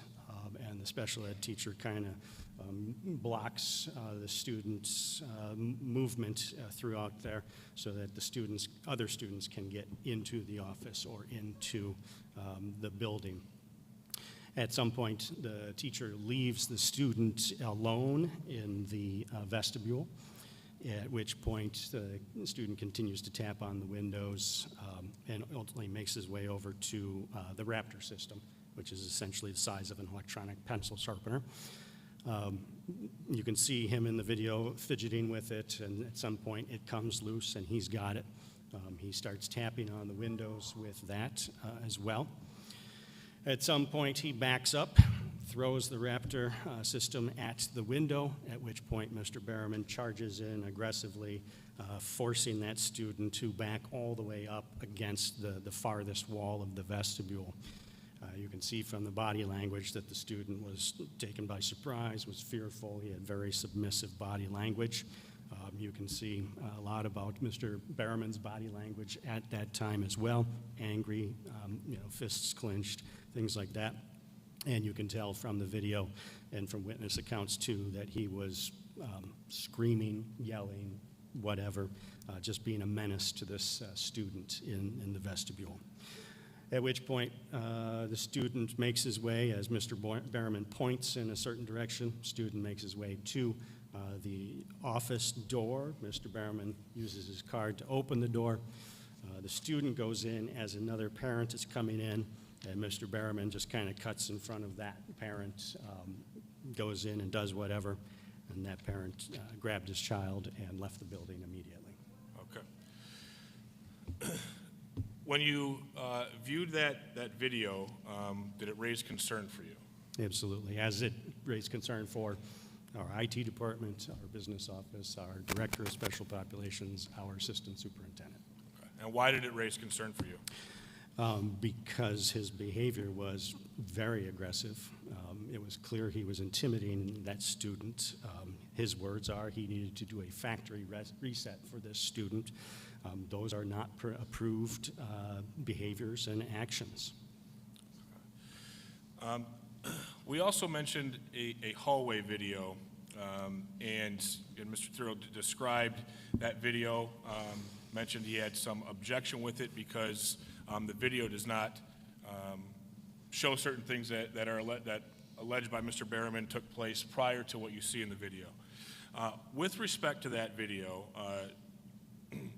I want to take a quick step back because there was also some discussion about training, and again, Mr. Thurl mentioned in his opening statement various training, and talk about CPI training, and there's also seclusion and restraint training. So with respect to training, our staff members regularly engage in training on how to handle seclusion and restraint? Yeah, so our administrators and other staff members are trained annually on those things. Okay, and it's your understanding Mr. Berriman received that training on an annual basis? Yes, he did. Okay, and that's, just so the board's aware, there is evidence of that training that Mr. Berriman engaged in or had starting at D11 and going through D22. It's evidence of the annual trainings that Mr. Berriman would have attended. And so those various documents in D11 through D22 demonstrate who was at those training sessions and then provide some of the detail of what happened during those training sessions. With respect to that type of training, what is your general understanding with respect to when seclusion and or restraint would be used? So it essentially focuses on the behavior of the student at the time you may apply that training. Okay. So with respect to such training, Mr. Theuer referenced administrative guideline, what would be 5630B, which is Joint Exhibit 7, the JT7, the board in your binder. So that's use of physical force is the title of that, correct? So with respect to this particular policy and it's when physical force is allowed to be used, is that correct? Correct. Okay. If a student is not engaging in any of these at the exact moment that the restraint is actually put on the student, is it a proper restraint? No. Okay. Describe briefly the video that the hallway incident and what you've seen from the hallway video. And again, so this one came to our attention, not through Mr. Behrman, but other staff had reported this to us. And when we pulled the video, we do see the student and Mr. Behrman engaging in the hallway. A special ed teacher is present as well. Some staff are moving about the hallway, and much further down, farther than I am from Mr. Behrman right now, there are some students moving from classrooms to locker rooms. At the time where Mr. Behrman put his hands on the students, again, everyone is very safe distance, and the student is not moving. But what happened was you see the student kind of making his way towards the wall that Mr. Behrman is standing in between the student and the wall. And the student moves right, and Mr. Behrman moves right and kind of moves him with his knee, moves left, and Mr. Behrman moves with his knee and moves left. And at one point, the student is in between Mr. Behrman's legs. All, again, not a part of proper response to a situation such as this. Let me just ask you a brief question there, because was this student standing up or was the student on the ground? Yeah, so when the video starts, the student is either laying down completely or on all fours, moving this direction. Okay. So keep going on. The last thing you mentioned was that the student was at one point in between Mr. Behrman's legs. Yep. At some point then, I don't remember the details exactly, but the student kind of moves. Mr. Behrman moves around to his feet in the middle of the hallway, which, by the way, is a typical school hallway. I don't know that it's narrow. And Mr. Behrman grabs the student unexpectedly by one ankle and drags him back to the middle of the room, forcing the student's head down towards the ground. And you can see the student kind of goes off to his side because he was not expecting to be dragged by one ankle in the hallway. What was the student doing at the time that he was dragged by his ankle? Again, he was, well, as Mr. Behrman walked around, he was relatively motionless on his belly or knees or somewhere in between that. Okay. Did he have anything in his hands? It's difficult to in see. the audience, I'm sorry, can we please limit the comments? It's pretty disrespectful, and I would hope that we give both sides equal opportunity to present so that the board can hear both sides. Thank you. Thank you. With respect to the student, did the student have anything in his hands? I don't believe so. Okay. So you mentioned the student is dragged into the hallway. Was he lifted up? Yeah, so you can see that his hips essentially came up a little bit. He kind of went down on one side as his ankle went up. And again, his head went down very quickly towards the floor. Right. So legs up in the air? Yep. Or his hips off the ground? It appears that they were, yes. Okay. So then students in now the middle of the hallway? Yes. Yeah, certainly more so than he was when Mr. Behrman was moving back and forth, blocking him from the wall. And what took place at that time? Mr. Behrman moves back around to be between the student's head and the wall, and then the student flips over on his back and is laying motionless. Okay. Did Mr. Behrman have any other contact with the student or interaction with the student? Yep, he's standing over him, looking straight down at the student, and then all of a sudden he reaches down and grabs the student by wrist, lifts the student up. You can see the student's bottom comes off the ground and sets down, and then Mr. Behrman reaches down further and kind of bear hugs him, lifts him up, carries him down the hallway with under one arm. Okay. How far of a walk did he how far did he carry that student? Several classrooms. So we figure a classroom is 20 to 30 feet. I would say probably 40 to 50 feet, somewhere in there. Okay. Did you have an opportunity to talk to Mr. Behrman about that video? Yes. Yeah, we called him in and showed him the video and had given him an opportunity to respond what he saw in the video. Okay. Do you recall what he told you? Yes. He told us quite a bit. And just want to separate, because he had an opportunity to look at the vestibule video as well in a separate meeting and respond. So when he was addressing the student, ultimately, his initial response was, we watched the video, and I turned to him after it was done, and I said, Tom, you sat in this room watching the previous video, the vestibule, the week before or something, and we asked you at that point if there was anything else we needed to know about as far as your behavior and actions, and he said no. So my first question to him was, you dragged a student by the ankle across the hallway and yanked him up by the arm. Why didn't you tell us about that? And his response was, I didn't recall that had happened. With respect to that response, was that response concerning to you? Very. Why Yes. was it concerning to you? For a variety of reasons. We didn't know at the point, either it was such commonplace that this sort of activity took place, that it goes unremarkable, or it leads to some other, concern where you're doing things like this to students and you don't remember them. Okay. Do you recall if Mr. Berriman stated anything else to you about the hallway video? Well, yes, he told us that the mother of the child had given him permission to do anything that he wanted to get this child under control, to which our response in both times that he told us this was, that doesn't matter. If they say you can hit that child, you can't because you're bound by policy, state law. Okay. Do you want to flip back to Joint Exhibit 1, which is your February 6th letter?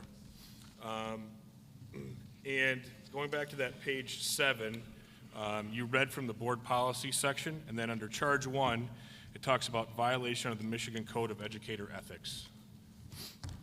Okay. And I believe that charge 1, your statement that you're stating there that there was a violation of the Michigan Code of Educator Ethics. Is that correct? Mm-hmm. Yes.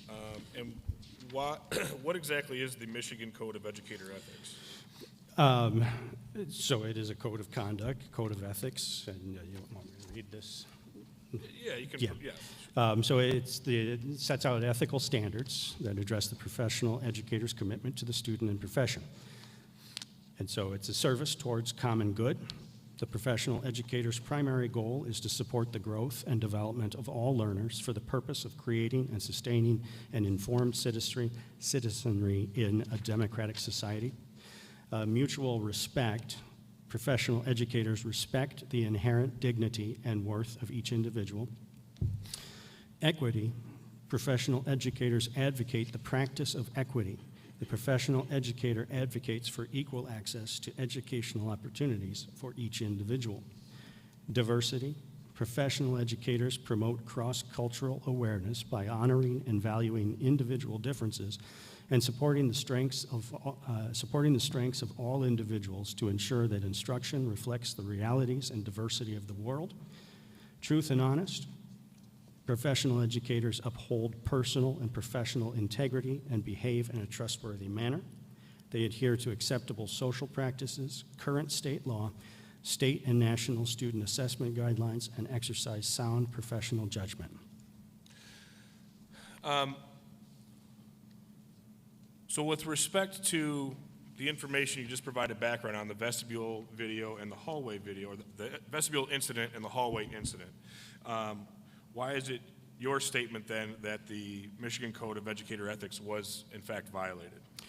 I think that the three headings: service toward the common good, mutual respect, truth, and honest. If you look at service toward common good, supporting the growth and development of all learners for the purpose of creating and sustaining an informed citizenry. Mutual respect, professional educators respect the inherent dignity and worth of each individual.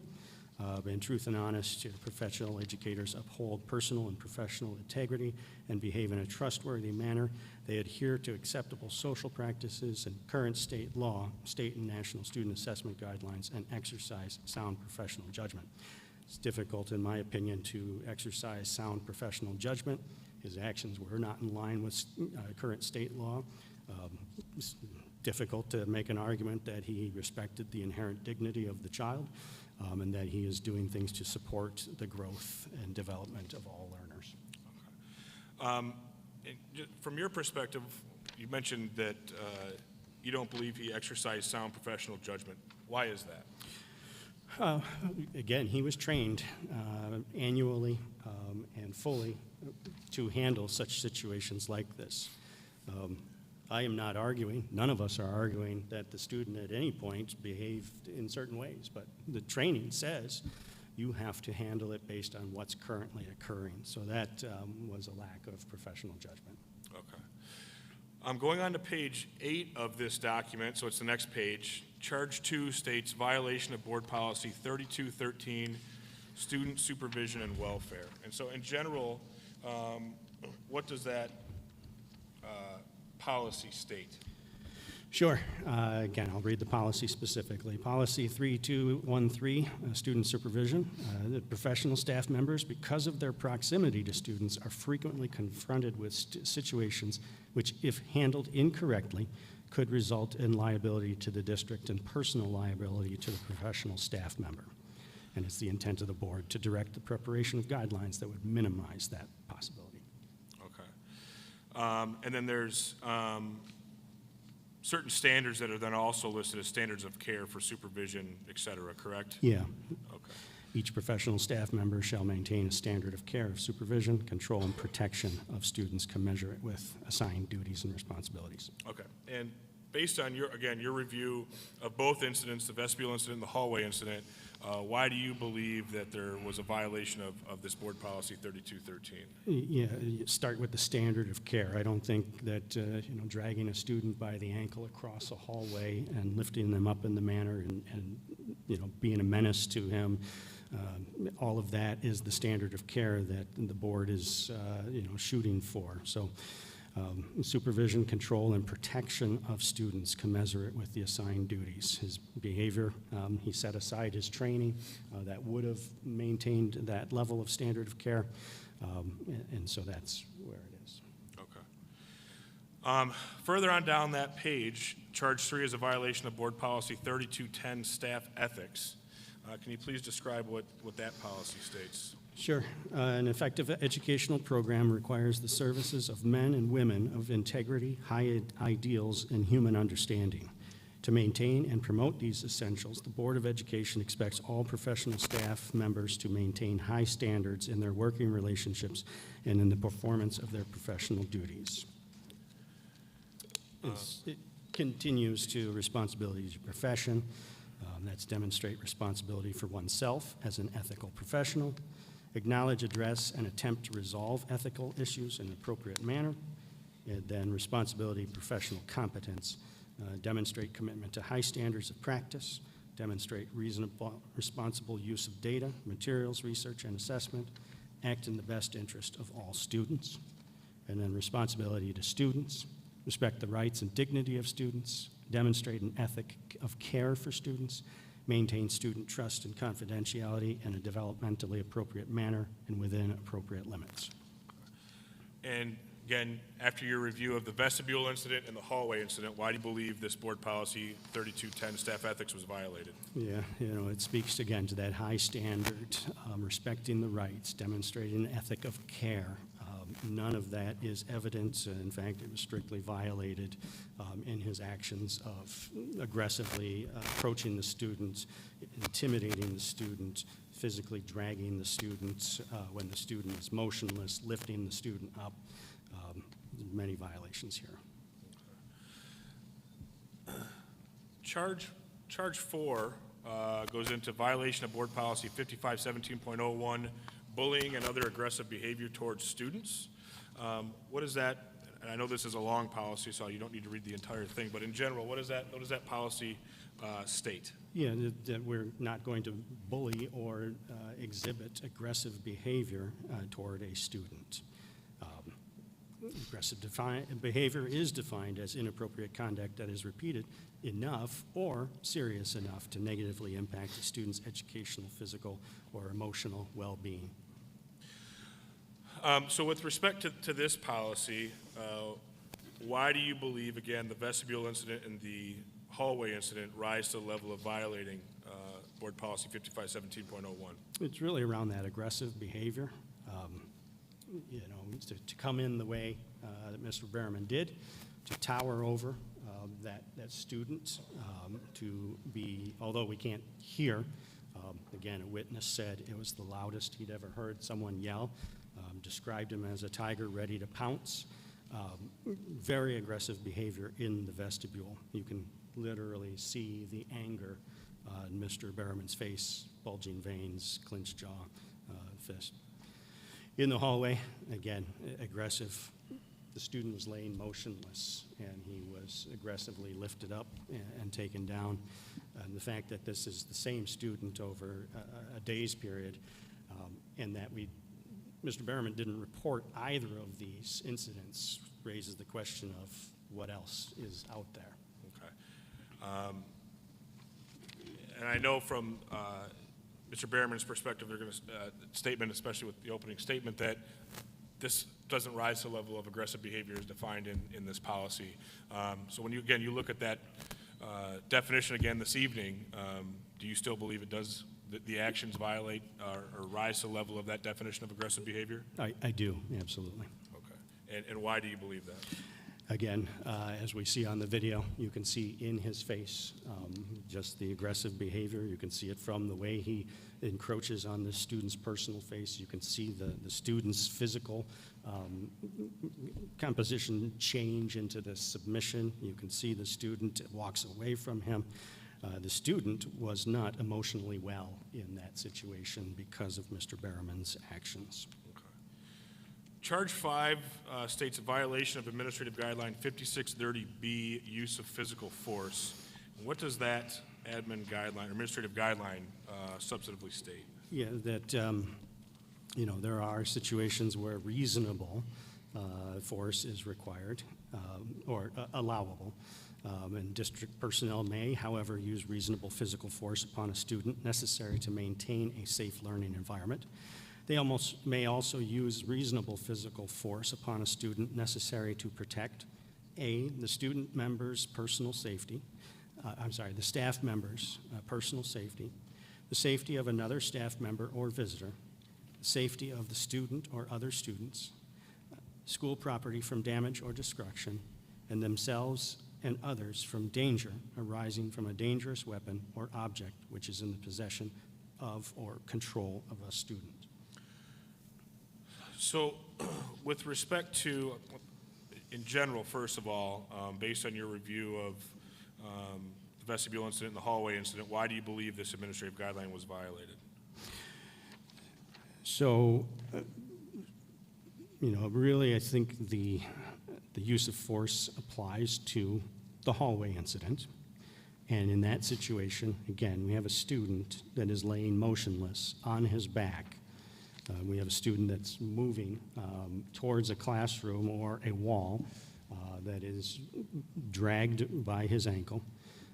So staff members' personal safety, don't believe that applies to that reasonable use of physical force. As well, the staff member that viewed this stated that the student did not appear to be a danger to anyone. Staff member, the safety of another staff member or visitor, again, the student was laying motionless. Safety of the student or other students, again, laying motionless. School property from damage, that could apply to the vestibule, but again, at the time the device is taken off, there's no adult in that space. He was left unattended. And then themselves and others from danger arising from a dangerous weapon or object which is in the possession or control of a student. There was no weapon in the students in the hallway. Let me ask you this. You mentioned that you watched, and I'm looking at the hallway incident and video now. You mentioned you watched that with Mr. Behrman. Did Mr. Behrman raise any of these points at that interview that you can recall?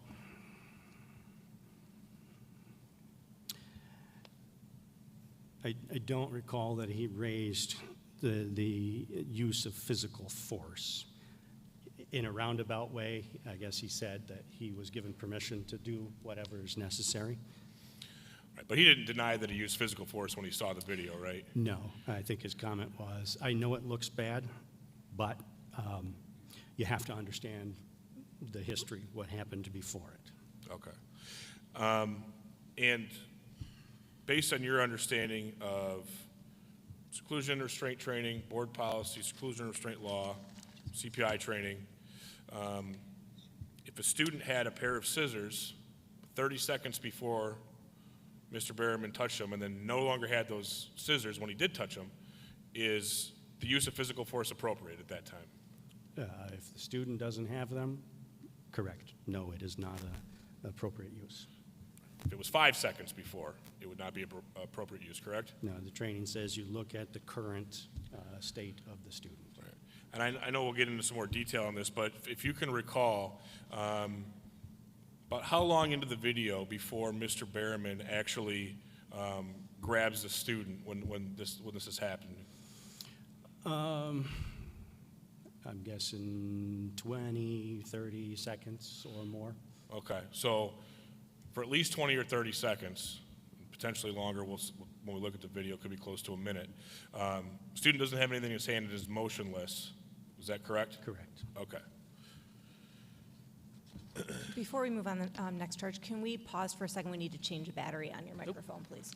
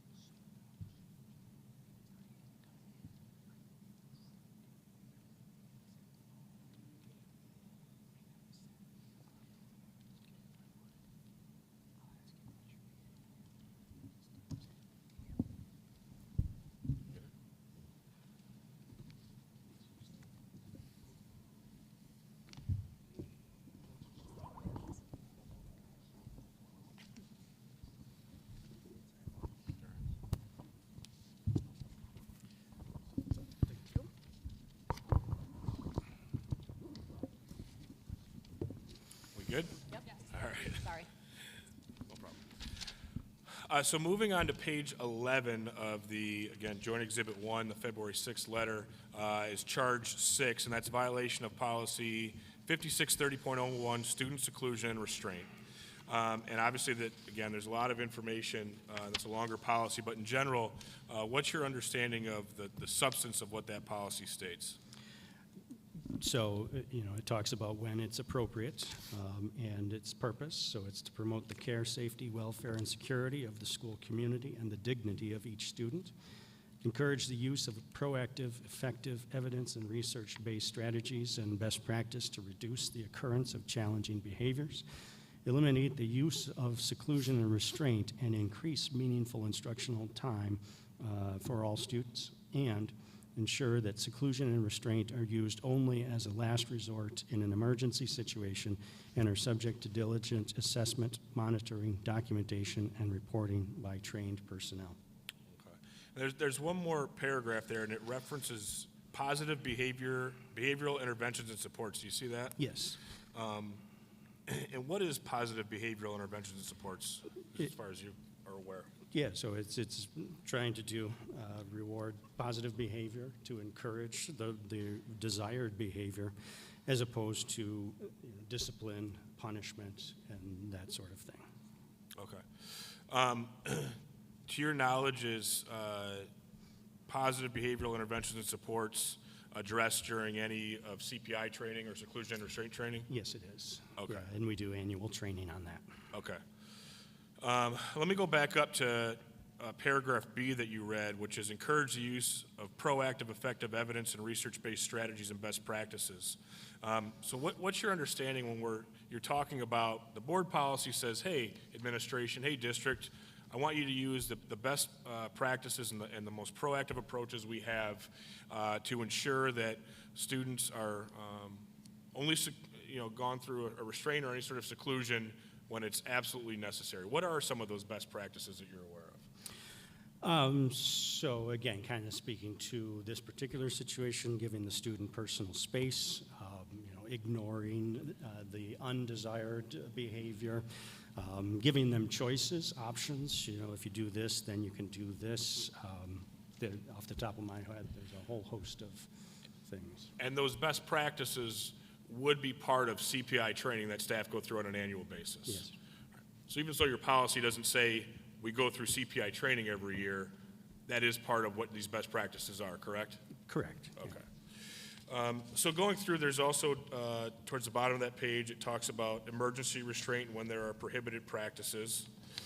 And then on the next page, there is the definition of restraint.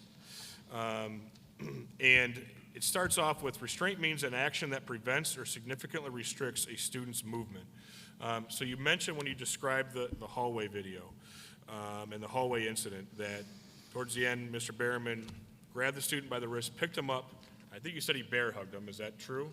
Yeah, either with one, but certainly put his arms around him. And then I believe you said he walked about at least several classrooms. You thought it could be 40 to 50 feet, could be longer, that he carried that child. Correct. So from your understanding, is that the definition of a restraint pursuant to this policy? Yes. Okay.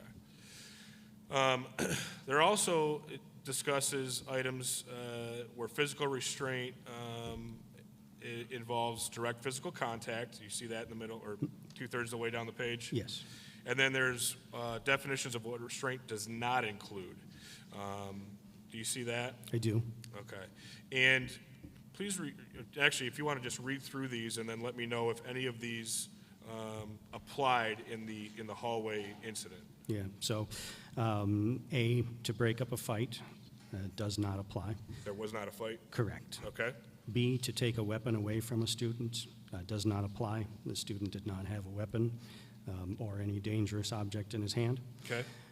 C, to briefly hold the student by an adult in order to calm or comfort him or her.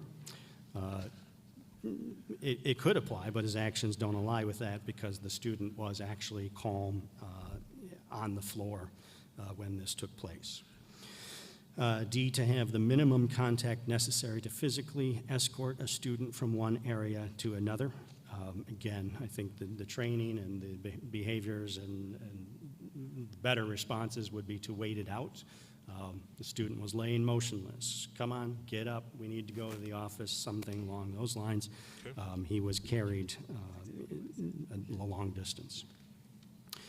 To assist a student in completing a task response if the student does not resist or if resistance is minimal in an intensity or duration. So I guess it doesn't apply because there was no task. He's laying on the ground. Okay. To hold a student for a brief time in order to prevent an impulsive behavior that threatens the student's immediate safety, like running in front of a car. No, it doesn't apply. The student was not in any immediate danger and wasn't going to. To stop a physical assault as defined by Michigan compiled law, no, there was no assault taking place. Actions that are integral part of a sporting event, such as a referee pulling football players off from a pile or similar action, that does not apply. Okay. So in your last paragraph before charge 7 summarizes why you believe this board policy was violated. So again, based on your review of both the vestibule incident and the hallway incident, why do you believe, and why is it in your statement in here, that board policy 5630.01, student seclusion and restraint, was in fact violated by Mr. Behrman? Yeah, this was an impermissible physical restraint of the student when he lifted him from the ground by his leg and carried him, as well as carried him to the office. And then charge 7 on page 13 is violation of board policy 5517, anti-harassment. So in general, what does board policy 5517 provide? So it's the policy of the Board of Education to maintain an education and work environment that is free from all forms of unlawful harassment. The commitment applies to all school district operations, programs, and activities. All students, administrators, teachers, staff, and all other school personnel share responsibility for avoiding, discouraging, and reporting any form of unlawful harassment. And so further down, harassment means any threatening, insulting, or dehumanizing gesture, use of technology, or written, verbal, or physical contact directed at a student or school employee that places a student or school employee in reasonable fear of harm to his or her person or damage to his or her property, has the effect of substantially interfering with a student's educational performance, opportunities, or benefits, or an employee's work performance, and C, has the effect of substantially disrupting the orderly operation of a school. And from your perspective, based again on your review of both incidents, the vestibule incident and the hallway incident, why was this particular board policy violated? So the student certainly appears to be in reasonable fear of harm, both by the verbal, the physical domination, or aggressive, menacing, and by the handling of the students by lifting him up and dragging him by his leg and carrying him. It does have a substantial effect to interfere with the student's educational performance. And it is substantially disrupting to the orderly operation of a school.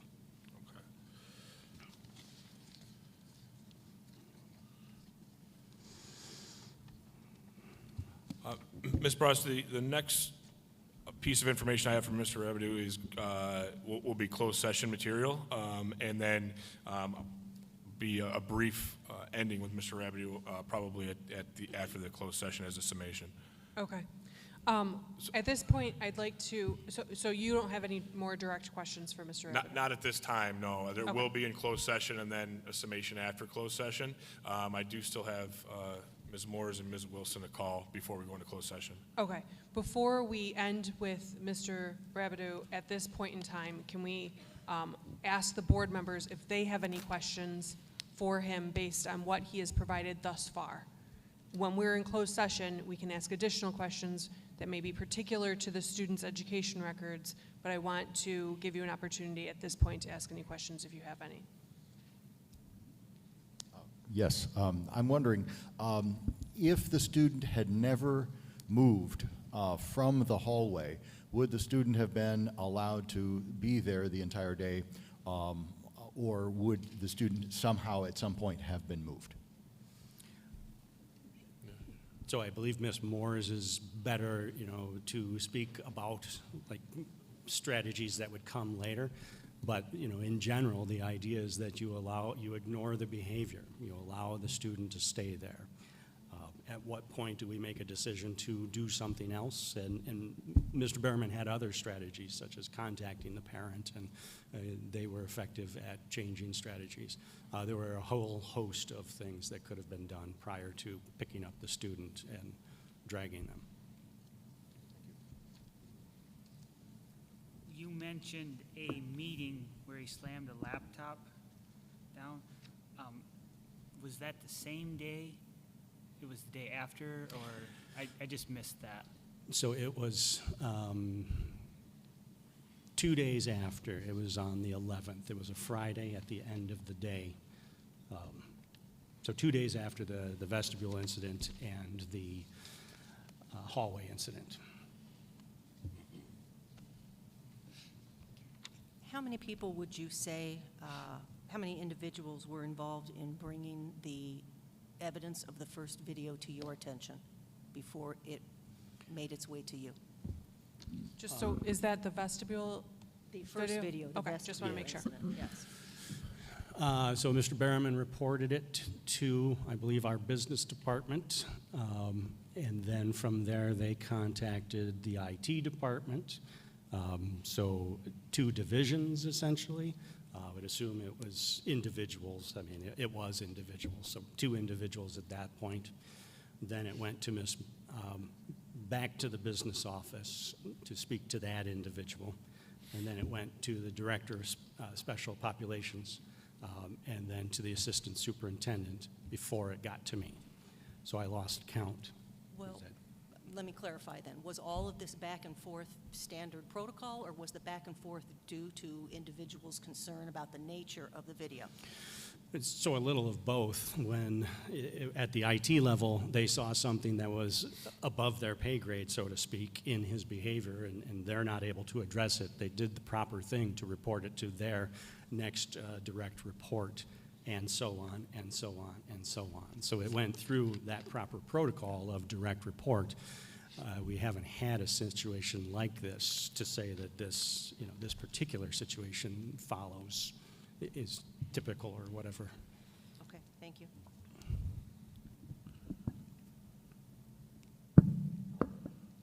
Couple part question here.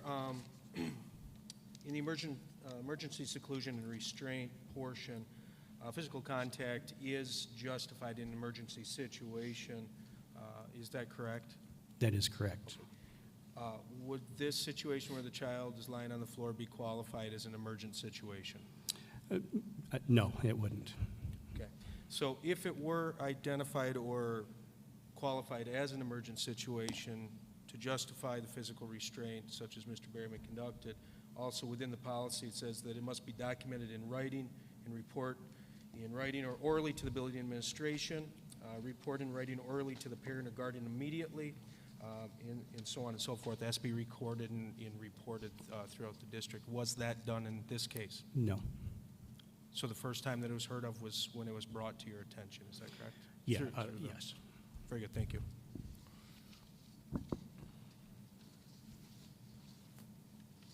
In regards to charge 5, letter E, the vestibule video, is the Raptor considered a weapon? I suppose it could be, but in the video you will see that it was not being used as a weapon. And again, when it was dislodged and thrown, the best of my recollection, there was no one in harm's way at that point. Correct, but could it, if somebody had entered from outside while it was in the child's possession, could it have been used? Yes, yes, it could. Yeah. I have one more if nobody else does. Go ahead. Charge 6, letter C.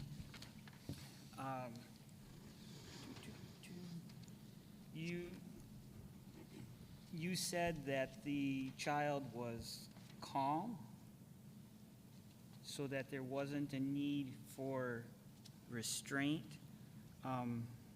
However, there's no sound to the video. So we don't know what the exchange, the child could be screaming. Is there another witness that could verify what is verbally being exchange there. Because the next part of that same question is letter E.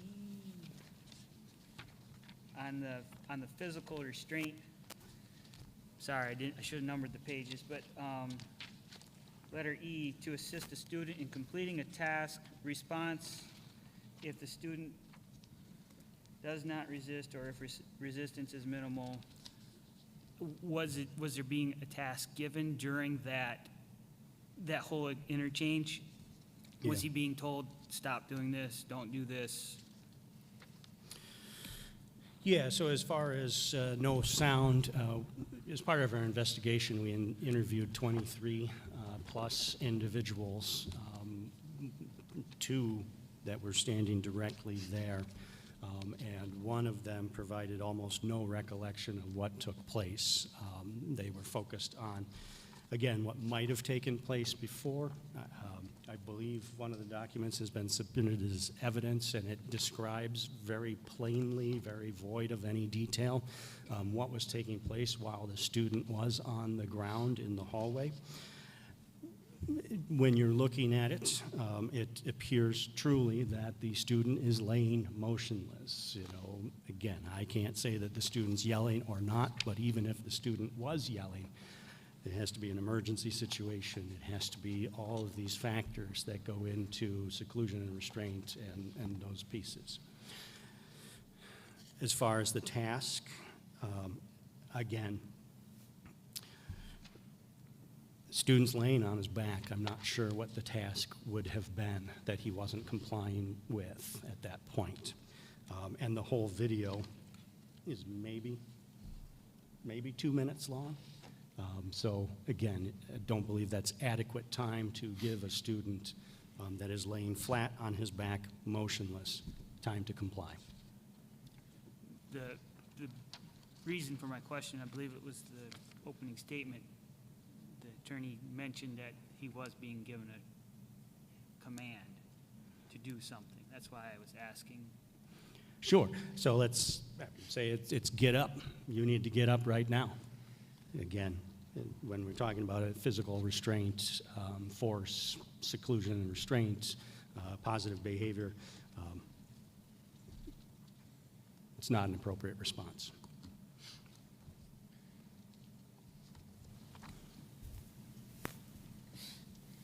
Any other questions, board members? No? Okay. So as I gather, the next thing you're going to do is call another witness? Yes. Okay. So, Ms. Moores?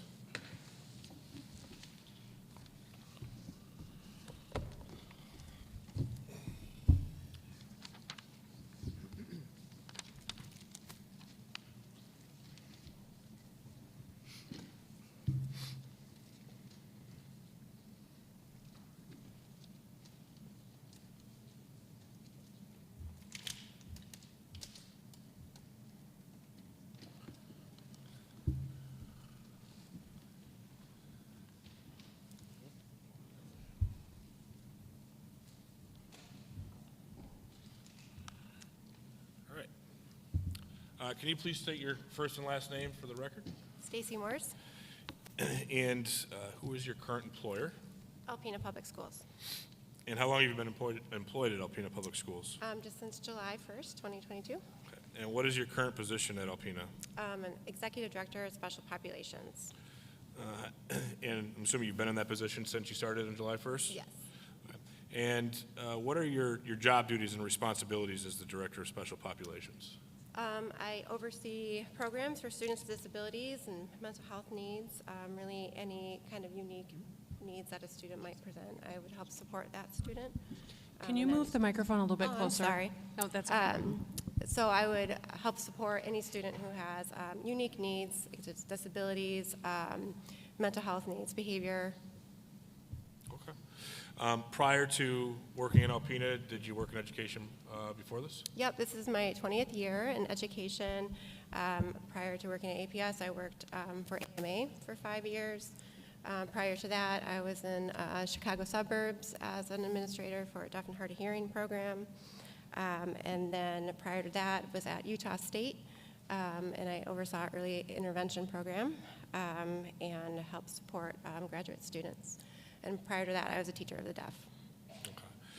So there's been some discussion this evening already about lots of different kinds of training. And so just to give some context the first thing that was discussed at one point was CPI training. What is CPI training?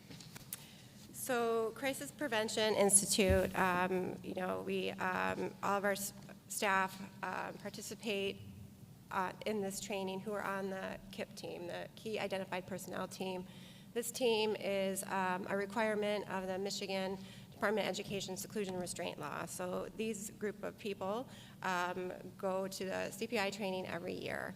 And so what they really learn there, they learn strategies to reinforce skills, make sure that they're providing the best possible care, welfare, and safety and security for students. They learn about what influences behavior, how staff should approach when a student is having a behavior. There's a crisis development model that goes through different phases of behavior and how they should respond in those different circumstances. They do learn about seclusion and restraint during this training. They learn about how to self-regulate yourself, because sometimes when you're put in these situations with students and they're having extreme behavior or upsetting crisis, it can be emotional for staff. So there is a good portion of that training that really does go over how to keep yourself calm, and then what to do if you can't be calm. That's why you have a team. You access other people on your team if you can't be calm. And then also just really, going with that self-regulation piece, you detach yourself when there's an escalating situation, because if you are coming to a situation charged, you might escalate that situation and make that behavior worse. So it's really important to detach and not show a lot of emotion when you're helping to support a crisis. And also with that training, you kind of they learn about how to identify factors that might trigger that behavior, and that really helps you be preventative and proactive. So really, it's, the most important part of the crisis prevention training is just that, all those de-escalation strategies, the prevention techniques. There is a portion of the training that goes over safe ways to hold students in a restraint if that were the need, if it was a danger to self or others. But really, we want to use that as a last resort, and we want to use all the other strategies that we learn to make sure that we're exhausting our resources to support students when they're in crisis. You mentioned a KIP team, and you said that's Key Identified Personnel? Yes. And all those individuals would go through the training you're talking about? Yes, they would. And so are those individuals designated by building? How exactly do they come to be on the KIP team? Great question. So the building administrators pick their KIP team based on kind of like the people's ability to respond to a call. Like, it'd be really hard to have a classroom teacher be on the KIP team, because if there's a crisis, they can't leave their classroom full of 25 kids and go respond to a call. So that's part of the consideration. Also thinking about who in the building would have relationships with students, because we know that with behavior, relationship is one of the most important pieces. If you have a relationship with students, you're going to be more able to de-escalate a situation and help them calm down. So that's another consideration when the administrators are picking their KIP team. So yes, each building does have a KIP team, and they go through this training every year. Okay. And you mentioned that at CPI training, there is a portion of seclusion and restraint training. Is there separate training for seclusion and restraint as well, or is it all combined? So we have our training through AMA ASD. And so part of the CPI training that they provide, they purposefully embed seclusion and restraint laws and practices in there, because that is one of the requirements of being on the KIP team, that you do need to know those laws. CPI does have connections to the restraint law, and just really talking about the impact that restraint can have on a student. But the AMA training does go above and beyond that and embed extra information about the seclusion restraint law. So how long typically how long is the annual training? It's a full day. Okay. And so, for example, if you turn to tab 14 in this document. Okay. So this is a KIP training from 2018. Mm-hmm. And so this is a list of individuals that would have attended. So is this KIP training that people who went, and Mr. Berriman's on this list, is this similar to the CPI training, or is it going to be different? So the CPI training is part of the KIP training. So if you're CPI trained, that training will be at the KIP training. The KIP training just has more information than if you just went to a CPI training. Okay. And then if we turn to tab 12, which has a behavioral leadership training, which includes some, an introduction on behavioral leadership training. And it mentions the AMA ESD, which is, just for the record, can you say what that is? It is our ESD, it's the Alpena Montmorency Alcona Educational Service District. They regionally support with training and guidance. Okay. And so this behavioral leadership training, I know obviously is in 2017, you weren't here. Yep. But is this also including, to your knowledge, KIP training or CPI training? I believe it would. I know in 2017 is when the MDE's policy for seclusion and restraint came out, so I'm sure that this training was very heavy on the new legislative requirements because they were new. And so I believe that a lot of time was spent on that. So this, oops. If you look on that page. This is the whole agenda. So this doesn't look like it was solely just the CPI. It talked about just a lot of different legal guidance regarding special education, the seclusion and restraint, how to do a functional behavior assessment, behavior intervention plans, information and consideration about suspension and expulsion related to students who have a disability. So all of that information was provided. I also saw that it mentioned PBIS. Can you let us know what PBIS is? Yeah. So PBIS is positive behavior intervention support, and that is also a requirement of the seclusion and restraint law from 2017, is that we have a positive behavior intervention support system. So that's an evidence-based, three-tiered framework. It's meant to be preventative and also to provide some intervention. So the tier 1 level is what's available for all kids throughout the building. Tier 2 might be for a group of students who might need a little extra support. And then the tier 3 is when it gets really individualized for students, and that's where you would make sure that you're using assessment and data to help drive those individual plans. So you would do a functional behavior assessment, which would then give you the information that you need to know what the functional behavior is, which is, understanding what the student is seeking, and then collect all that data to help you learn about the student, hopefully find out what motivates them, and then help develop a nice plan to prevent behavior, but also some tools to use that in the event that a behavior were to occur, that you could de-escalate the situation.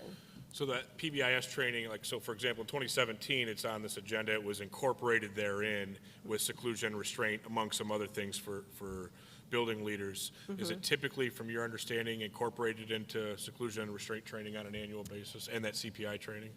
I mean, it is referenced. I don't know that it's super in-depth as far as the PBIS within the CPI training, but our district does have a lot of protocols in place that make sure that PBIS is implemented in the buildings and that staff are supported. So the building leadership team has helped support the lesson plans for behavior intervention at the beginning, the PBIS manual has behavior matrix, which really kind of outlines the different responses that behaviors could need to de-escalate. They have visuals for expectations across their building. Each elementary building has like an acronym that they use to help support behavior. And then they have lessons posted and like common areas like the playground, bathroom, cafeteria, hallway, all of those areas. So the leadership team at the beginning of the year and in January really help support the lesson planning and teaching of these expectations to the students so that all the students and the teachers are well versed in the expectations for these areas. We also have a really nice flow chart for classroom managed versus office managed behaviors. Teachers this year developed what's called a supportive behavior plan.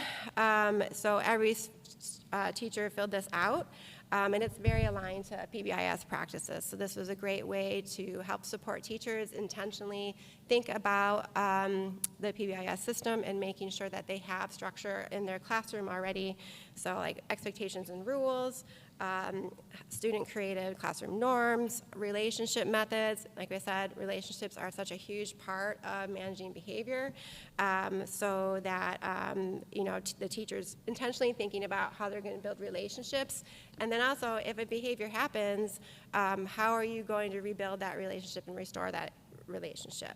And then, of course, just like the routines that teachers have to think about. So there are lots of things in place that help support the implementation of the behavior or the PBIS positive behavior interventions and supports.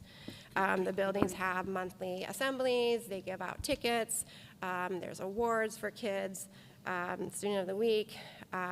We utilize Second Step, an SEL curriculum that helps support those kids that maybe need to learn a little bit about how to have appropriate behavior in school, or just maybe generalize some things or fill in little gaps here or there. So all of these things that we have in place really help support that structure within our buildings. Real quick, Ms. Moore, I think it's safe to say that we have extensive training, as you pointed out on this. Along with that, I would say that it's safe to say that you're an expert in the field of special needs students. Is that correct? Yes. And no, I don't think anyone in the room will disagree that the behavior of the student was out of line at this point. I'm sorry, did you? That the behavior of the student was out of line during the occurrences that happened. But that's not what we're talking about. We're talking about the behavior or the response by Mr. Berryman. Mm-hmm. Is that correct? Okay. So obviously we've got extensive training, the entire district does, as you pointed out. We can see that. And since we've already established that you're an expert in this field, I would ask you the question. You've viewed the videos, I assume? Yes. Is that correct? And since you're an expert in this field, restraint requires an emergent situation. Is that correct? Yes, emergency situation that is a danger to self or others. Okay. And so I'm going to ask very similar questions that I asked the superintendent. You viewed the videos. You're an expert in the field. You obviously have been extensively trained. Was this an emergent situation at the time that the restraint occurred? No. No. When he did implement the restraint, was it an appropriate restraint for the situation? No. Thank you.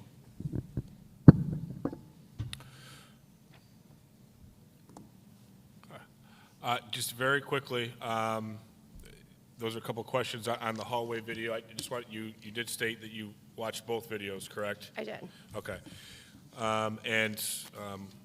We'll have some further discussion once we discuss those in closed session. So from my perspective in open session, Ms. Broadus, I'm done with Ms. Moore's at a direct exam, and we'll have some more conversation in closed session.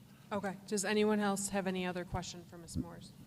I'd like to ask my question again. So would we really have let the student lie there all day and just ignored the behavior, or are there other interventions that would have been done?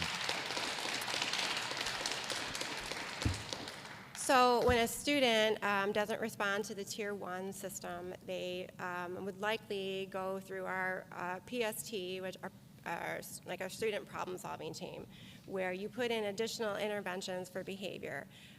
So there would be additional behaviors that would be trialed to see if the student responds to that. If that isn't enough support, then we would go to that functional behavior assessment and develop a behavior intervention plan. So if a student who had an extensive behavioral needs and was not responding to typical things, you would develop that BIP. And as a student who is special education and has a behavior intervention plan, anyone who works with that student needs to understand that BIP and know the strategies. And so you would work through the strategies that are outlined in the BIP So to help the student. Because there's some specific items Sure. in the BIP that will be discussed in closed session that are responsive to this question. I do think in general, though, in follow-up, is it possible, you mentioned the KIP team earlier, is it possible, without getting the details of this particular student, that you'd be involving the KIP team potentially if the student didn't respond? Yep, if the, ultimately, if the student is not a danger to yourself or others, you would not restrain. Would you let them stay there all day? You would probably call their parent eventually if they were not going to respond to any of your redirection. But if a student is, not a danger to yourself or others, that's a prohibited practice for emergency seclusion or restraint. You can't do it. And I'll ask some follow-up questions regarding the BIP because it's our contention since the BIP or the behavior intervention plan was not followed. We can't necessarily answer whether that kid would have gotten up or not if it would have been followed as appropriately laid out. Can I expand on Eric's question a little bit? Mm-hmm. So we would have left the student there. Would they have been supervised? Would a staff person had to stay with the student? Of course. Yeah. So if a student is like this situation, like laying in the hallway and not following directives, you would utilize the strategies outlined in the plan. And if that didn't work, you could call additional KIP team members and then, eventually call the parent. But, like we said, there were protocols that weren't followed accurately. And so if all those things were followed accurately, the student might not be laying there for an extended period of time. The behavior intervention plan was not implemented appropriately, and therefore it's hard to say what should have been done because it wasn't done appropriately from the start. And we'll discuss those specifics in closed session of that behavior intervention plan. I may have missed this. Who is responsible for drafting the behavior intervention plans? Would a building principal be involved in that process? Yes. Yeah, and we'll, again, discuss that in more detail in closed session, that process. Thank you. I have one question. I think part of the argument that Mr. Toyer had made was that the strategies used by Mr. Behrman were effective with this student. What is your response to that?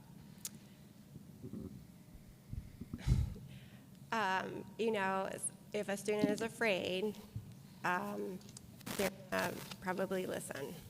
That doesn't mean that is what we should do or that is appropriate. I guess to me, that doesn't hold a lot of weight. Okay. It doesn't appear that anyone else has questions. So same as Mr. Oh, I apologize. Nope. Okay. We don't have any questions. I have one more, Ms. Samantha Wilson. Okay. One more witness, excuse me. Yes. Okay, we're going to continue to remain respectful. Thank you very much for allowing the witnesses to testify. It is important that we get this out, and people are allowed to talk from both sides.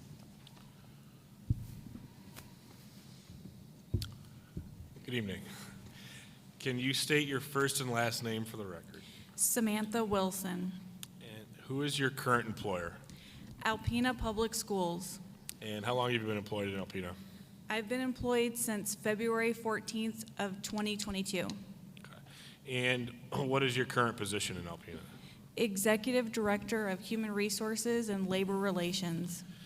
And have you served in that position since you started February 14th, 2022? Yes. Okay. And what are your job duties and responsibilities as the Director of Human Resources and Labor Relations? So I plan, direct, and manage all human resources initiatives for Alpena Public School. Okay. And prior to working in Alpena, did you have any similar background in human resources or education? I do. I have over 9 years of experience in human resources and have held various leadership positions in human resources. Okay. So I asked some questions related to Mr. Berriman specifically of Mr. Rabideau earlier, and verifying you're aware of Mr. Berriman Correct. and his position that he holds as the principal at Ella White Elementary School? Yes. Okay. And just to verify, is based on your review and understanding from your office that Mr. Berriman's been employed since approximately August of 2017? August 2nd, 2017. Okay. And do you agree with Mr. Rabideau that Mr. Berriman served in several administrative capacities in the district? Correct. Mr. Berriman served as principal at Alpena High School from 2017 through the end of 2020-21 school year. And then Mr. Berriman has served as principal at Ella White Elementary School since the start of the 21-22 school year. Okay. And then we talked briefly, or I talked extensively, I think, with Mr. Rabideau about his investigation regarding incidents on November 9th, 2022, that started with the vestibule incident. Were you involved in that investigation as well? Yes. It included Megan Gauthier, Stacy Moores, Dave Rabideau, and myself. Okay. And if you can recall, how did you get involved in the investigation? So how I had gotten involved in it is so I believe Mr. Rabideau had spoken a little bit to this. The Raptor machine, which is again a small electronic device, had gotten damaged, and the IT department had reviewed it for insurance purposes. They reached out to, I believe, the business office. The business office reached out to Stacy Moores. Stacy Moores reached out to Megan Gauthier. Megan Gauthier reached out to Dave Rabideau, and Dave Rabideau reached out to me. Okay. And were you involved in interviewing individuals as part of that initial investigation? Yes. Okay. And with respect to those interviews, did they ultimately result in the charging document that's listed as Joint Exhibit 1, the February 6th letter? That is correct. And you recognize that document? Yes. Okay. And did you have any role in review of that document prior to it being sent? Yes. I worked with Mr. Rabideau in creating that document. Okay. And, I mean, in general, do you, as you sit here today, agree with what is currently in that document that was provided to the board? Yes, I do. Okay.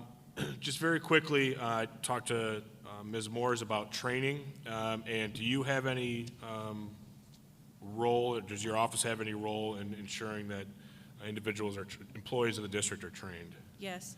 The HR office works in tandem with the Office of Curriculum and Special Education to ensure training is provided to our employees. Okay. Including Mr. Berriman? That is correct. Okay.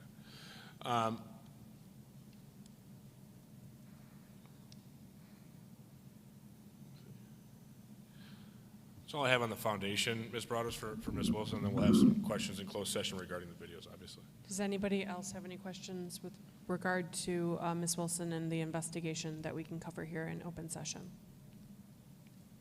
No. Okay, so at this point, you're telling me we're going to go into closed session, or you're going to review the FERPA protected information, so the board will go into closed session for that review? Yes, that's the next part of our presentation. Okay. Can I get a motion from someone to go into closed session? Support. Oh, wait a minute. I can't make the motion. I will make a motion to go into closed session under Section 8H of the Open Meeting Act to review FERPA protected information. Support. do a roll call, please.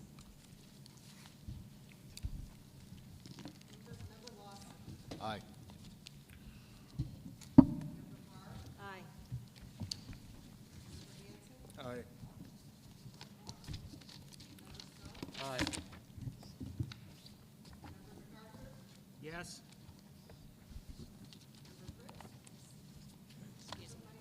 Aye.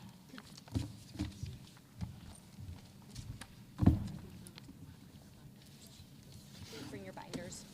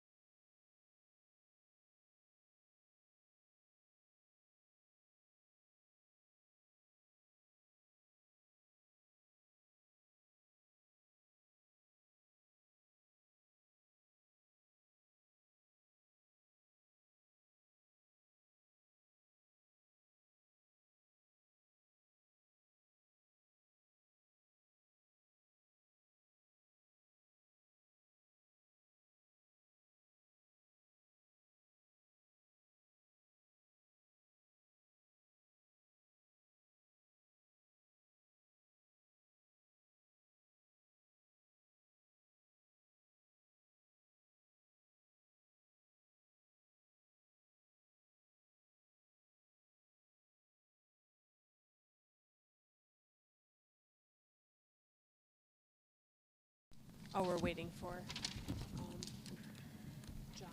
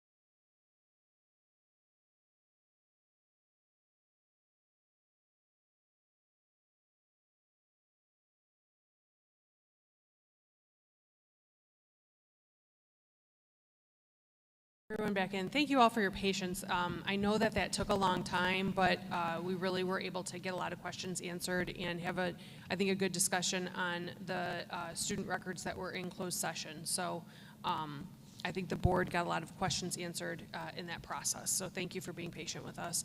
And I know it's late. We're going to go to Mr. Cava, who I believe is wrapping up. Is that correct? Yes, a couple questions for Mr. Rabideau, and then depending on what's presented in open session, reserve rebuttal. Okay. You ready for us to begin? Yes, please. Okay. So, Mr. Rabideau, we discussed in the previous open session the various charges that were in Joint Exhibit 1, the charging document from you to the board from February 6th, and there's recommendation to terminate Mr. Berriman's contract. With respect to that recommendation, other than the board policies and the MDE, Code of Educator Ethics we walked through, were there other factors you considered after you determined there was a violation of board policies to make a determination that termination was appropriate in this situation? Yeah, and most of those concerns came from our interviews with Mr. Behrman and his responses to each of the incidents. There were some concerns that kind of rose up in that, and questions about whether he understood what he did and why it was wrong, and that it was wrong, as well as, a willingness to address the issue versus, finding other things that needed to be fixed, such as, personal issues that he was dealing with. So with respect to those factors, you mentioned the willingness, to fix things. So did you find that, did you review whether or not there was any remorse by Mr. Behrman? Yeah, it certainly was on the front of our minds as we talked to him. And he would quickly say, yeah, it doesn't look bad, but you have to understand why. And then he would proceed to explain why it was ultimately appropriate.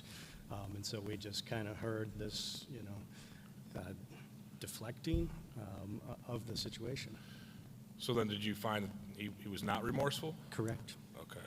What about, did you have any feelings one way or the other whether or not Mr. Behrman could demonstrated a willingness to correct behaviors? Yeah, for us, I think the biggest part was acknowledging that those behaviors were incorrect, and we didn't see that in our interviews with him. Again, when he said it doesn't look bad, he didn't say it was bad, it was wrong. It doesn't look good, but you have to understand why. Okay. Go back to your February 6th letter. We've obviously discussed it at length this evening. Are you still making the recommendation tonight to terminate Mr. Behrman's contract? I am. And can you just summarize the reasons as to why you're recommending that tonight? Yeah. We went through the videos of these incidents. We saw that, the actions Mr. Behrman engaged in were a violation of policy, state law, the training that he had. Can I speak about what took place in closed session? Just at a high level. Yeah, again, I think the board saw some of what we saw where it was pointing fingers elsewhere. And we saw that at a greater level when we were interviewing and working with him in that regard. So again, we saw a lot of those characteristics responses that were concerning. So we remain on that recommendation. That's all I have at this point, Ms. Broadus, and then I'll again reserve rebuttal. Okay. Board members, as we have been doing all night, does anybody else have any questions for Mr. Revido at this time? Okay. For the benefit of everybody in the audience, when we went into closed session, Mr. Behrman and Mr. Toyer were able to respond to the videos and present a lot of information and evidence with regard to those videos. So we're going to turn it over to them. Obviously you don't need to rehash everything that went into closed session, but please feel free to respond to the case that has been put forth by the administration.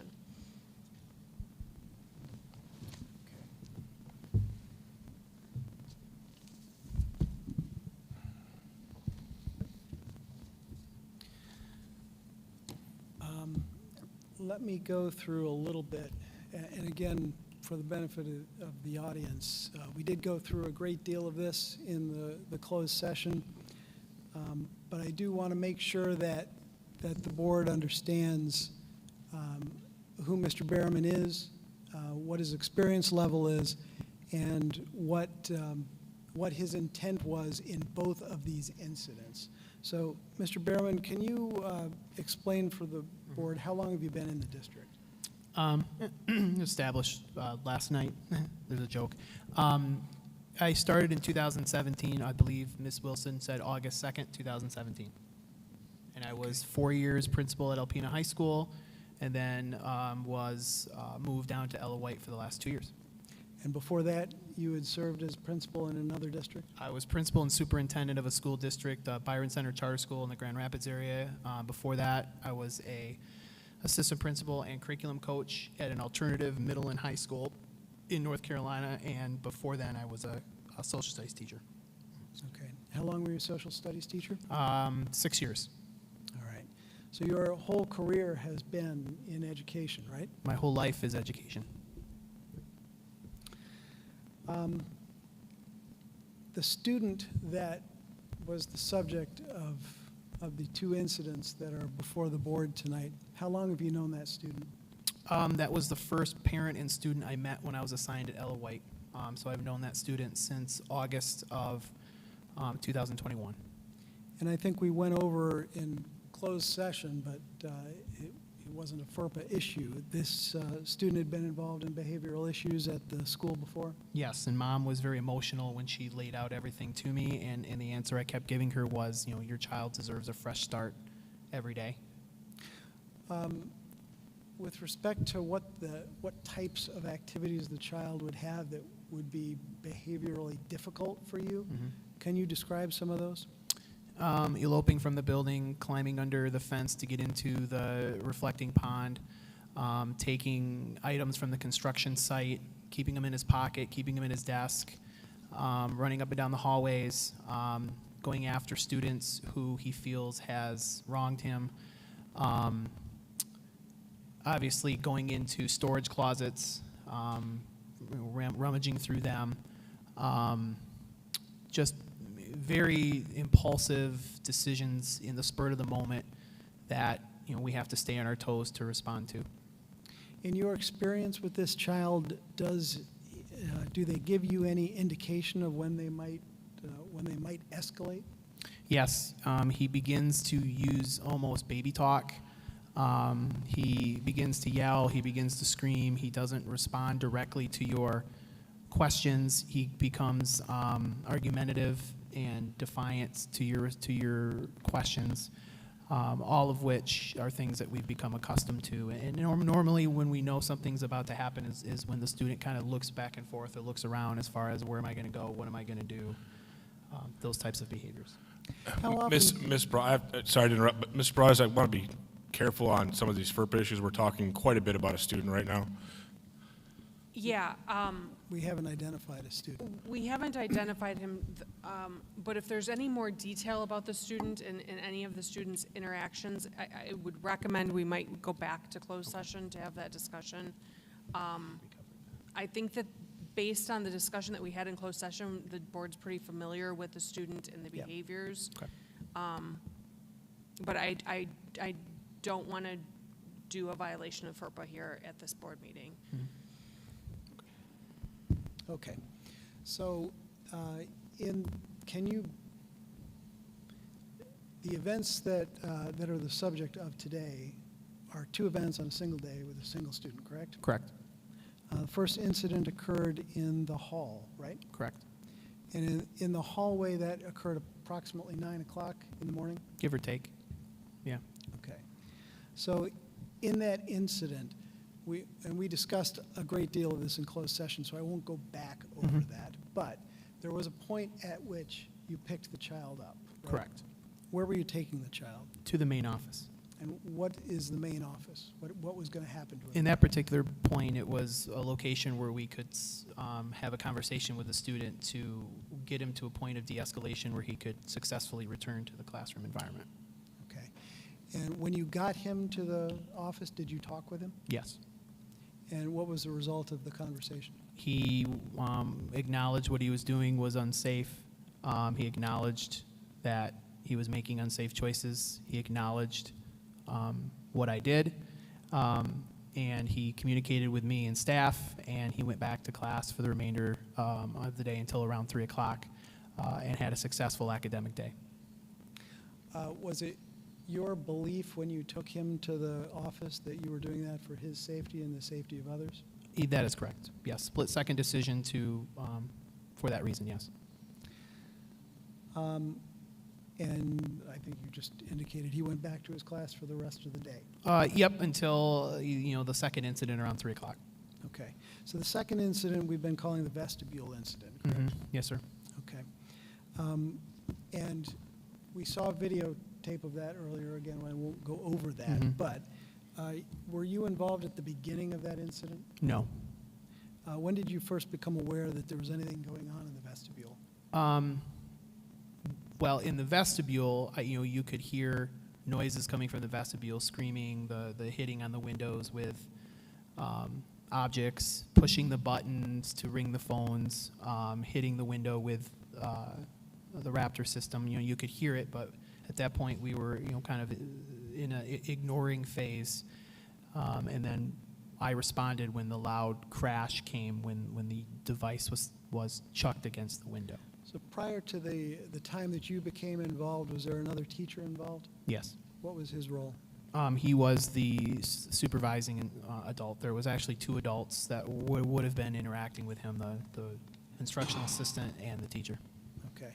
And you became involved when you heard something? Correct. I knew something was going on, but to my observations, the adults had it and they were monitoring it. I wasn't asked to intervene, but I decided to intervene when there was a loud crash at the window. Okay. And why did you feel you needed to intervene? Because the noise was so loud, I was afraid something was going to be broken further or destroyed, or that somebody was going to become injured. And something was broken, right? Correct. What was broken? The Raptor device. Okay, and that's school property that was broken? Yes, sir.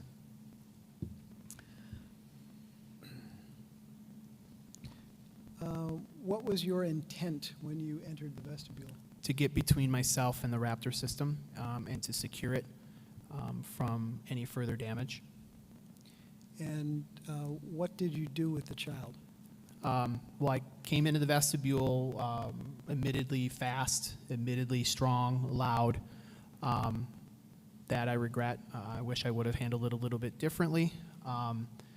Obviously that's not who I am and who I want to be, but I responded in a quick instant of response to an emergency situation occurring.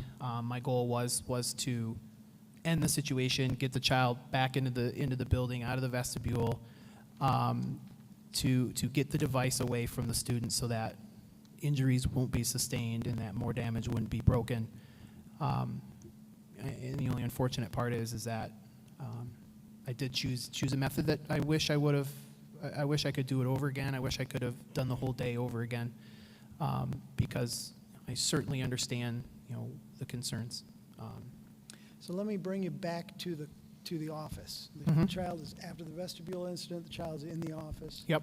Did you talk to him? I did. I talked to him and his parent. The parent came in shortly after.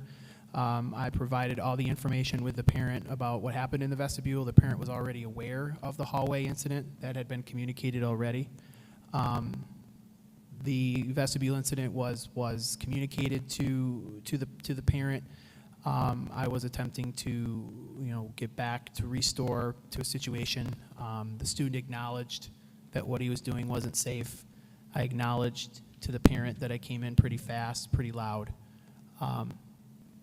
The parent understood. The student was emotional. I was emotional. I apologized to the student. I apologized for the manner in which I did it. The student understood why I did what I had to do. He was able to articulate that to me. He apologized to me. I apologized to him for if I scared him or if I came in too fast. I apologized to that.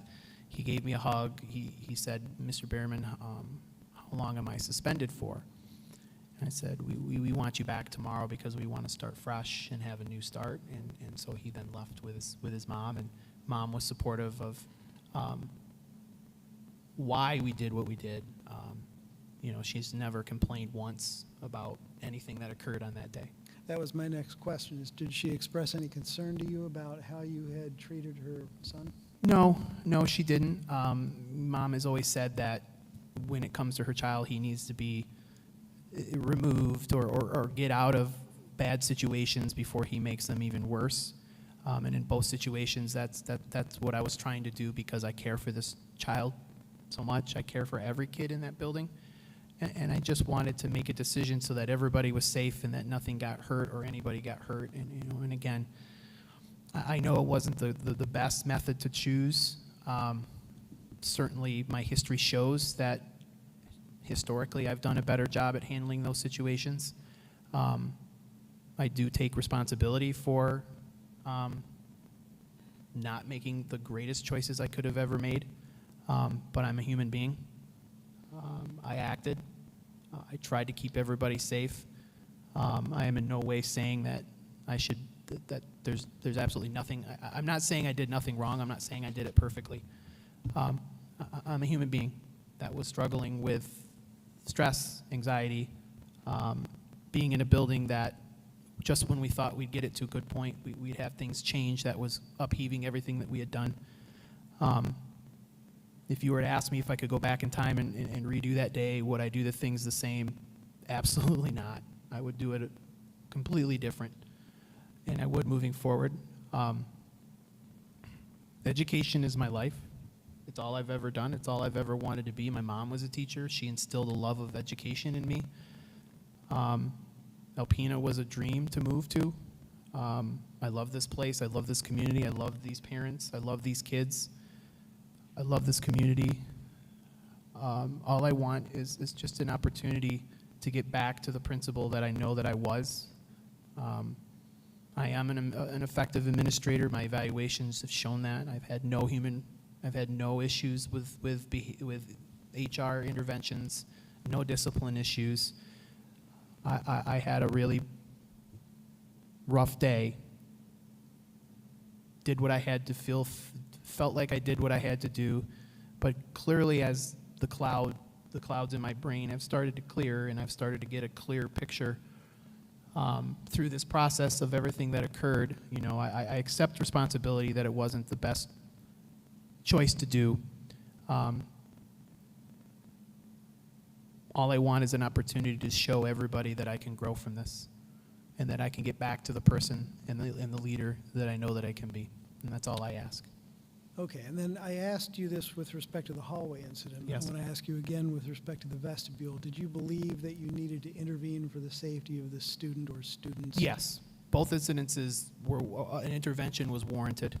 I had to do something because the student was acting in a very unsafe manner. All right. That's all the questions I have. Thank you.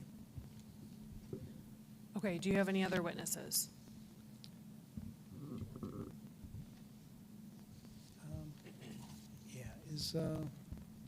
If she is still here, is Alicia Page here? Does that mic still work down there, or do you want her to come sit up here? She can sit here. I'll stand. Okay, all right, thank you. I'll be very quick. Okay.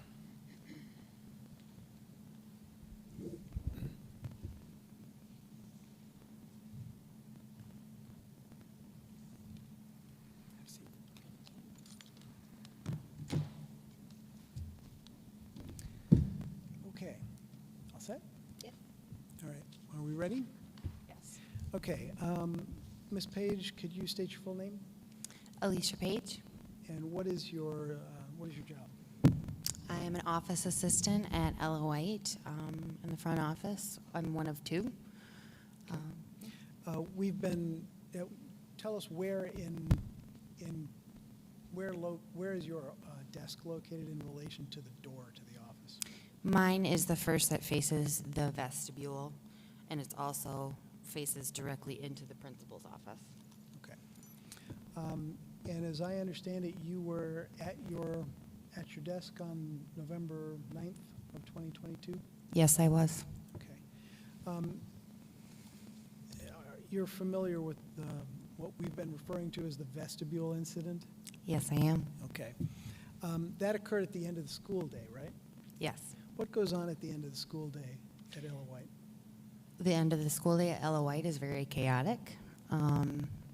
It goes from just, you know, in general, where you're having children who are radioed out to the parking lot versus children trying to get on the buses, parents calling in very last minute, us trying to call different teachers.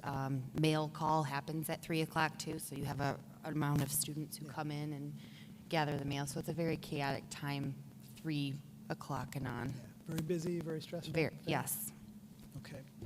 On the particular date that we've been talking about, November 9th, what did you observe in the vestibule?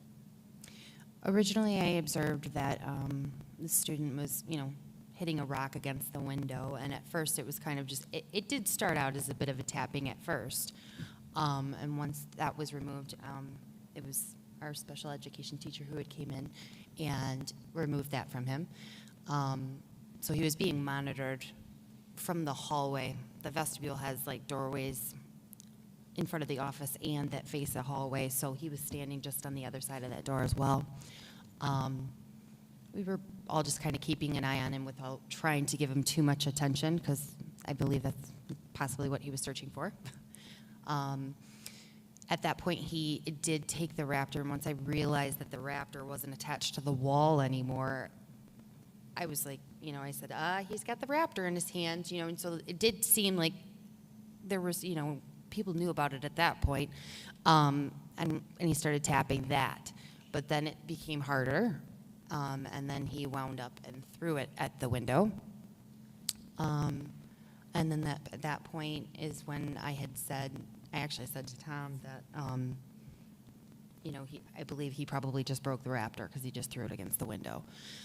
So there was, and during that time of which he kept pressing the button. So I don't know if you guys know how the system works now. So if you press the button to come into LO8, it continues to ring continuously until you pick up the phone. There's no mute button, so you have to pick up and hang up and pick up and hang up this entire time. So there's a lot of stuff happening during that time, yeah. Yeah, so it's the end of the day. You've got parents and students coming in and out. Absolutely. Some through the vestibule. Yes. And you've got this constant ringing of the bell. Yes. And you've got a student in the vestibule who's ripped the Raptor off of the wall and is hitting the window with it. Correct. And then threw it at the window. Yes. Okay. So where is Mr. Behrman during all this? I believe, if I'm not mistaken, he was in a meeting that was wrapping up right around that same time. I believe he was on the phone with somebody. I don't know specifically who. There was, again, a lot going on. But Okay. And when did he come out of the office? At that point, he had came out of the office when I had said that I believe he's going to break the Raptor. He's got the Raptor. And so at that point is kind of when he, like, came out. Okay. And did you see the interaction in the vestibule? I did. Okay. And you heard Mr. Behrman raise his voice to the child? Yes. Okay. And the child came into the office? Correct. All right. Once inside the office, what did you see? What was their interaction? Once that interaction had settled down and they came back in the office, by that time the parent was also there. He sat with his parent, and then Mr. Behrman kind of just had a chat with him and said, "Hey, buddy, you know, I really care about you. You know, I think about you like one of my own kids. You know, I'm sorry that things got so heated. You know, I do know that you can do better, and I know that you know what you did wasn't okay." Child seemed very remorseful, tearful, and apologized to not just him, but the other staff in the office. And then had asked if he could, you know, if he was going to be suspended or when he could come back. And he did, in fact, say, you know, it's a fresh start tomorrow. And they hugged. So. Okay. Did the parent express any concern about how the child had been treated? No. That's all the questions I have. Thank you very much. Thank you. Board members, do you have any questions? No? Okay. I did not ask if you had any questions for Mr. Behrman either, so if you do at this time, you can ask them when he comes back too. Yes, thank you very much. Okay. I have one for I believe for Mr. Rabideau. Is the glass breakable in the vestibule, or is it safety glass? Or whomever can answer that. So I'm not an expert on I the just don't know glass, what- but it is a secure vestibule, and so, you know, to a high degree, that is pretty impenetrable glass, but I don't know if it's unbreakable or those. Right, I mean, is it going to break from what occurred, or is it going to take some significant? I would think it'd be something much more significant than what we saw. And I guess the fact remains the window didn't break, so. Right, but could have been. Mr. Behrman, do you have anything to add with that? I'm sorry? Do you have anything to add with that question? About the window? Yeah. It's just that none of us are experts on that window, and we all know that every window pane has pressure points, and if you hit the window at the right place at the right time with the right instrument, it can spider web it or it could damage it. Sure. Sure. Okay. Did you have anything else to add, Mr. Toyer? No, that's it. Okay. Mr. Cava, rebuttal. Yeah, just briefly, and want me to do it for Mr. Rabbit, or do you want me to just speak? At this point, go ahead and just speak, and we can. Okay. A couple of things that we're just want to briefly address. Mr. Behrman testified to quite a bit of information that was actually previously testified in closed session when he talked this evening in open session. And one of the things he mentioned was that his intent in the vestibule video when he came out of the office was to get between the Raptor and the student. I think it's important to note, we mentioned it briefly in the closed session. Mr. Behrman's opened the door to this by bringing it up again, but when the student actually walked back to the office, he walked right by the Raptor, and Mr. Behrman had no concern about that student being close to the Raptor at that time. So I think that goes to just some of the credibility when you're reviewing overall and listening to testimony. The other piece, just briefly, Ms. Page mentioned that when the student threw the Raptor at the window, she told Mr. Behrman when he then came out. He testified earlier that he heard the Raptor, and that's why he came out. So just, again, some inconsistencies that were brought up between testimony between various individuals that you heard throughout the evening. The other piece, again, with respect to credibility, is that you heard a lot of information in the closed session from Mr. Behrman about specific concerns with respect to the lockers at Ella White, which were never brought up in original questioning of Mr. Behrman, as was discussed. And also, there was a statement that he said he made to that student regarding pulling him in the hallway that was not brought up prior to this evening as well. So again, just goes to credibility questions that I think it's important for the board to be aware of in making your decisions as you go through and weigh all the evidence and make a determination as to whether or not misconduct indeed did take place with respect to the violation of these board policies, and if termination is appropriate based on the evidence you've received this evening, which administration still believes it is, or it does warrant termination based on Mr. Rabideau's testimony prior to Mr. Behrman making his presentation. So appreciate the board's time, and thank you very much. Thank you. Thank you both. I feel like everyone did a really good job presenting the evidence and giving the board an opportunity to ask questions and being patient with the board. I know a lot of this is a learning process for the board in terms of how the district responds to student behaviors, how the district trains its staff and expects its staff to act in response to student behaviors. So I thank everyone for their patience as we presented this today. Board members, we now have both sides have rested, and we come to the part of the meeting where it's really on you at this point. We can have a discussion. If anyone wants to have any discussion points or has any statements that they want to make based on what you've heard today. If not, what we're looking for is a motion in terms of what someone would recommend that the board move to take action on with regard to the recommendation. You have, the recommendation is to discharge. You can adopt that recommendation, you can modify that recommendation, you can reject that recommendation and create your own action. You, at this point, make the determination on how the district is going to move forward with this matter.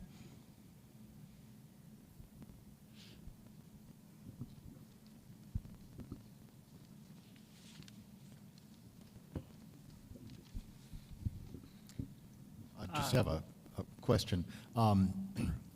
Mr. Behrman indicated that he would be willing to finish out the year and then have us look at his contract, but it sounded like his contract was going to come up we would have to commit to renewing it or not renewing it before that point. Is there administratively a path to craft some kind of probationary or short-term contract towards that end? Okay, to answer that question, I just want to direct everyone's attention to D9, which is the last written contract for Mr. Berriman. That contract, the written contract ended on June 30th, 2020, but the contract does provide that the board shall review the contract annually and shall, on or before March 31st of each year, take official action determining whether it is extended for an additional year and notify the administrator of its action in writing. If the board takes no action by March 31st of each year, this contract will be deemed to have been renewed for an additional year. So at this point, if you wanted to non-renew that contract, you would have to begin the process for non-renewal, which is dictated by the revised school code, and you would have to begin that process so that it ends before March 31st to align with the contract language here. I think your second question was, can you kind of renegotiate that contract to have a probationary period? That has not been explored, but any renegotiation would be subject to Mr. Berriman's agreement to that renegotiation.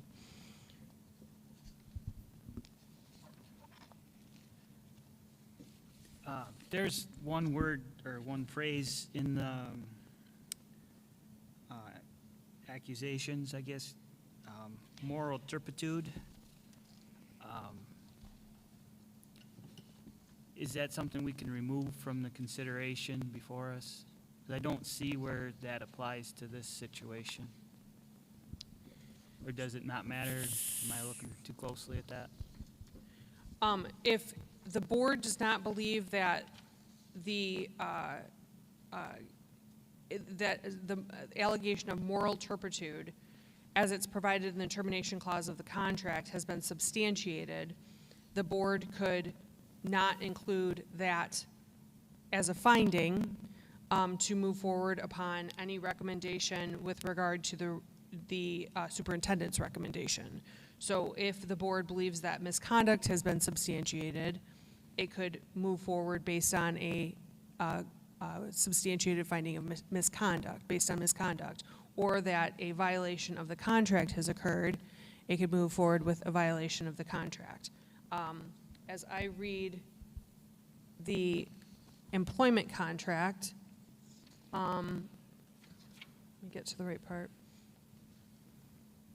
There is an or, so it's moral turpitude, misconduct, or if the employee violates any of the terms of covenants of this agreement. So there's an or. You don't have to have all three of them. You can have one or two and not the other. Okay.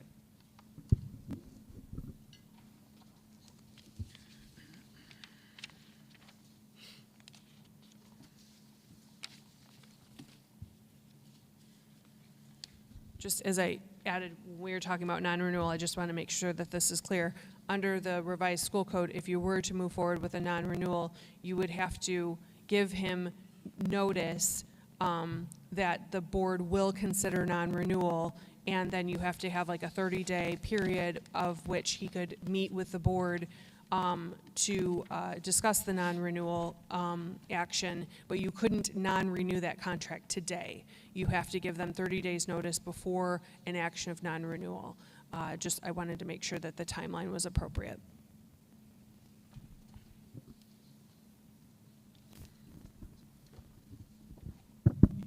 If that was a recommendation of the board, what would the employment look like between now and then? Would we stay on paid leave, I would assume, or I guess that's something I'm not sure about. That would have to be a decision that the board would make. Currently, he's on paid administrative leave, obtaining full pay and benefits.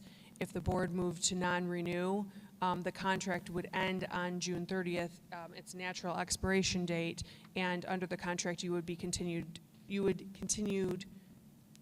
obligated to continue his pay and benefits. under the contract, because you're not terminating the contract during the contract term, you're letting the contract expire on its expiration date. I guess I'm more I did ask that question, sorry, it's 1 in the morning. But also employment status that would stay on leave, correct? That would be up to the board's determination of if you want him to return to a position that would be for 4 months long, or if you want to continue him on leave.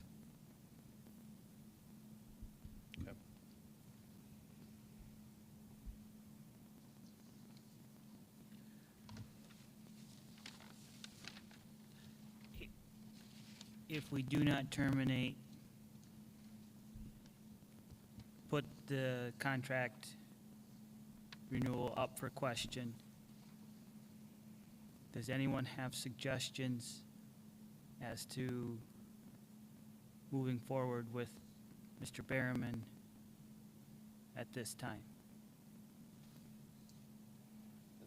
As far as either leave him on leave, or does anyone have suggestions as to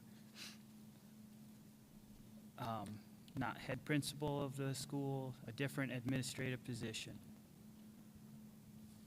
I'd have to think that the school's been through quite a lot of turmoil this year. Changing up administration again at this point would probably be more challenging than anything else for the school. I don't know, what are your thoughts? I concur that throwing somebody back in at that point, and I don't feel that with the situation that we have before us, that it would be best to put him at a top position. I think there should be somebody that could be used as a monitoring for the situation, so that there is more overwatch at this time. I don't know if there is something available, if there's some way that that can be arranged. If anybody has suggestions, I'm just throwing it out there, so. I think at this stage, any suggestions need to be presented with a motion.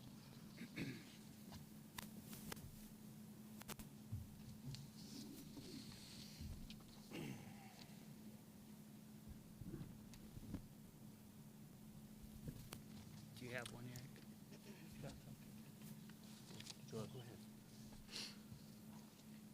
At this point, I would move that the Board of Education direct the superintendent to provide Mr. Berryman with written notice under Section 1229 of the revised school code that the board will consider the non-renewal of his employment contract due to concerns raised by the superintendent and this board. The board will consider non-renewal at the board meeting to be held on March 27th, 2023, and that Mr. Berryman remain on administrative leave until that term expires. Support. Stacy.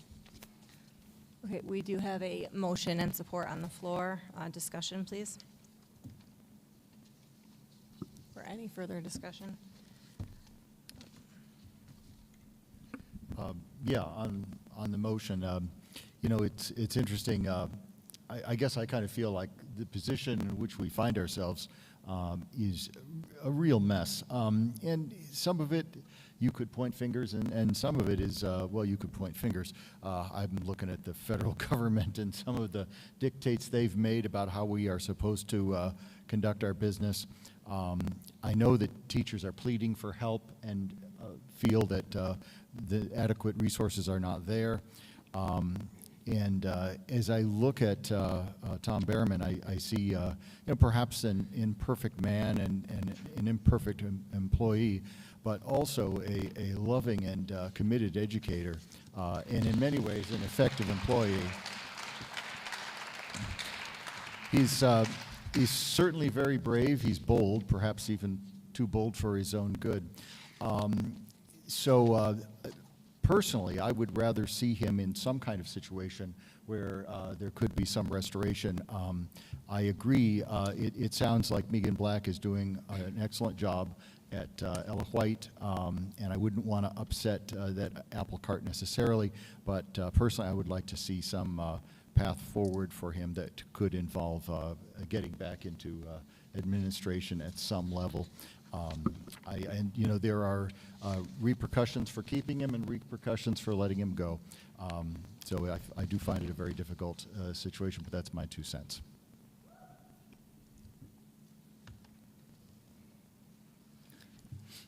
I feel with a vote of this magnitude, an explanation is in order. Everyone may not feel that way. I think it's important. There has been a plethora of information that's been put out, none of it by us because we have been prohibited from making comment. This is our one opportunity to make comment and to assess facts and to make determinations. We were tasked tonight with determining whether Mr. Berryman's conduct amounted to an act of moral turpitude, misconduct, and/or if violation of the terms and covenants of his contract occurred. If we felt that the answer based on the evidence to any of those was yes, then we have a decision to make as to how we address that yes. I feel that you all need to know that it is my personal assessment based on all of the testimony that was provided and all of the evidence that there was misconduct, and therefore the answer to the question is yes, a violation occurred. What do we do about it? Keeping in mind that the decisions that we make have repercussions for all of our administrators, all of our staff, everyone involved at Alpena Public Schools. And I base my decision tonight on those principles. There is no personal vendetta.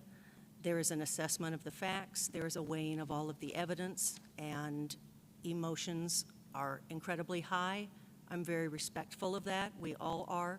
Please understand that we make these decisions with the best of intentions based on the evidence we have been presented with.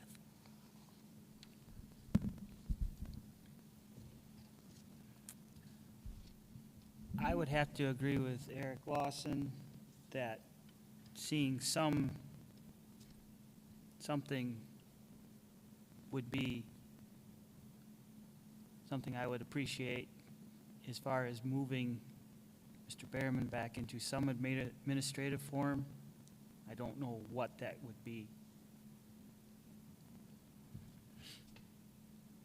I think just kind of with that, one of my concerns is, I know that we've talked about this a little bit, but just the precedent of what we're setting for, I know you touched on that a little bit, Stacy, but the precedent moving forward with when policy is broken, that, was policy broken in the situation? We have charges that say, yes, policy was broken, and then for us to decide if policy was broken for a good reason, if that was for, the safety of student or others. And in a lot of conversations, it was, no, not necessarily. Those policies weren't broken. And so it's setting a precedent for what happens here on out when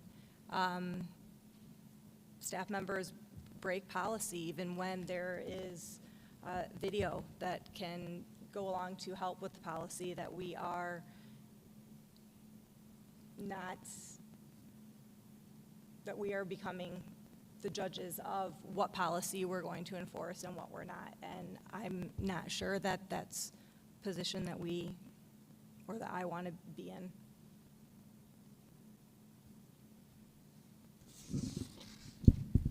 I find myself in complete agreement with the motion that's on the floor right now, made by Eric and supported by Stacy.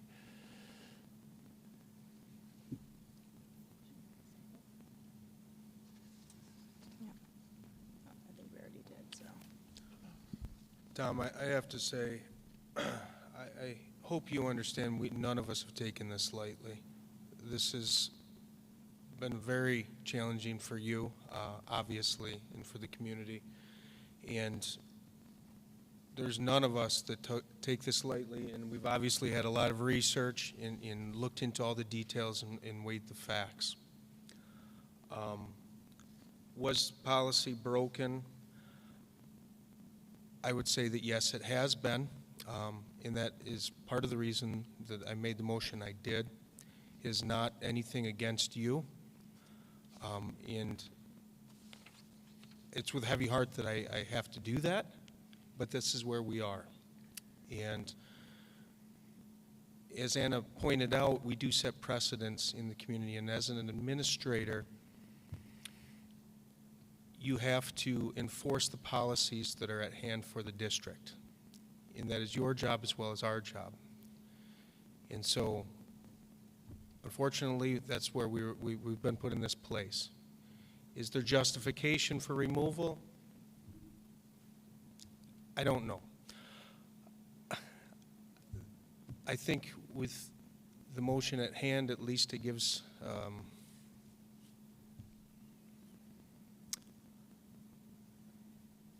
we'll just leave it at that.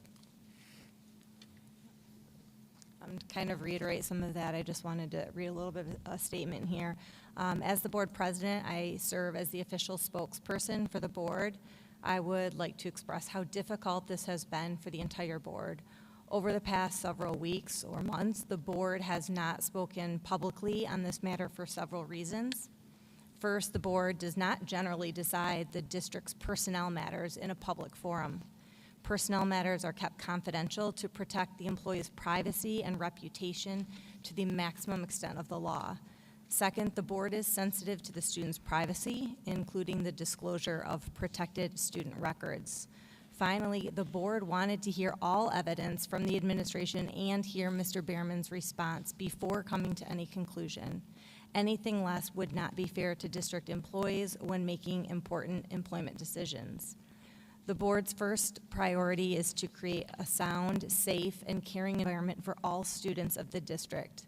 To this end, the board has developed policies based on state and federal law and the best educational practices. Employees must follow these policies, and the policies cannot be disregarded based on an employee's preference. The district provides annual training concerning how to address problematic student behavior and created a KIP team in each building to appropriately respond. The board will continue to review its policies and procedures to ensure a safe environment for all students. We are aware of the public's interest in this matter. The board hopes that the public will understand that the board members have thoroughly reviewed all evidence in this matter and in great detail. Most of the relevant evidence in this matter is not available to the public. Board members have been elected to review all evidence and exercise its judgment in the district's best interest, which I am confident that all board members have done to the best of their ability.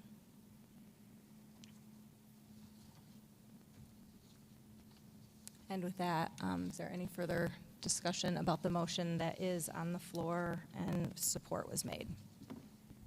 Could we have the motion read back to us again? Do you want to read it, Leslie? Or do you?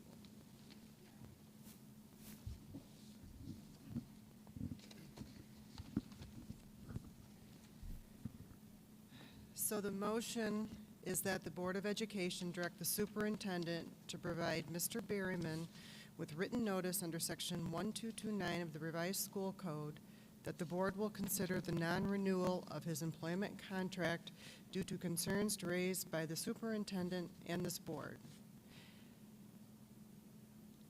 The board will consider non-renewal at the board meeting to be held on March 27th, 2023. Mr. Berryman will remain on administrative leave.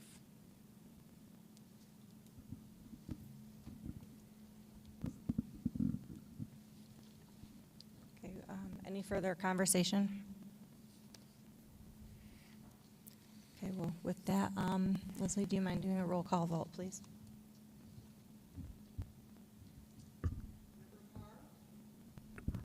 Aye.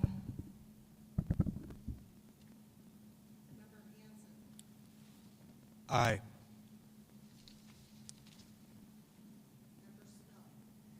Aye.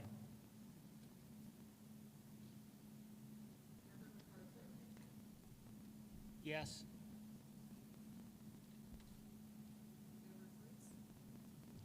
Aye. Excuse me. Aye. Nay.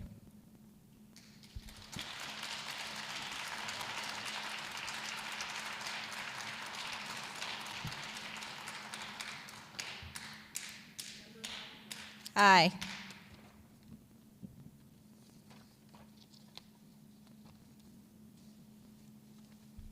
Okay. With that, we have our second opportunity for citizens and delegations to address the board. The microphone's up here. I think, or it's coming up there, sorry.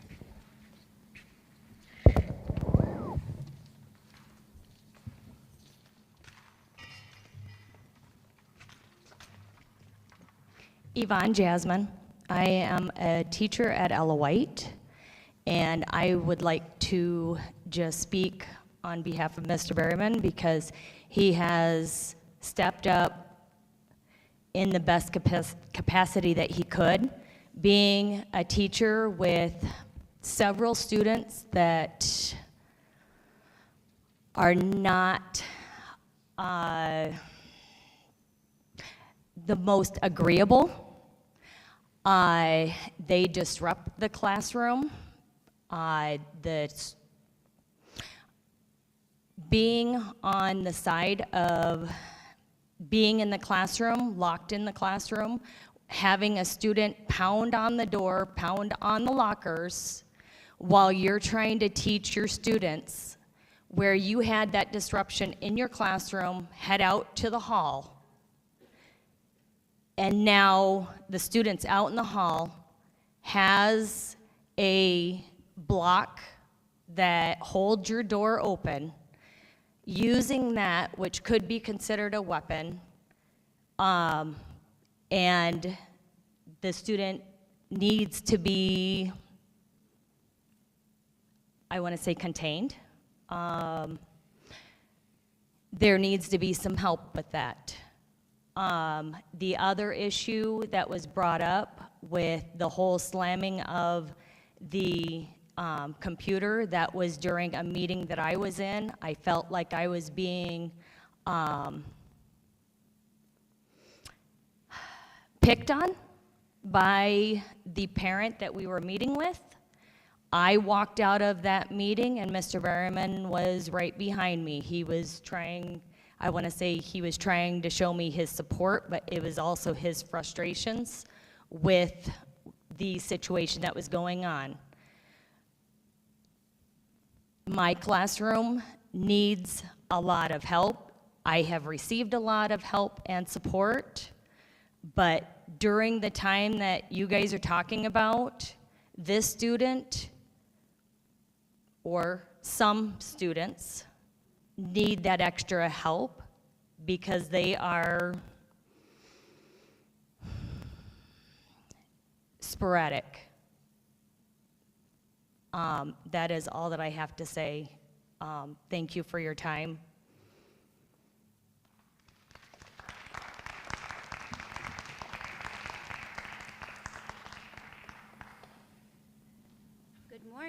Good morning, everyone. My name is Jordan George. I'm a parent of 2 children at APS. My daughter is in the same classroom as Mr. Berryman's daughter has been since she's been going to Ella White. Since all of this has happened, I took the chance to ask my daughter, have you ever had to remove yourself from, have you ever had to leave a classroom due to a child being disruptive, or have you witnessed that child being asked to leave? And she had an answer for me.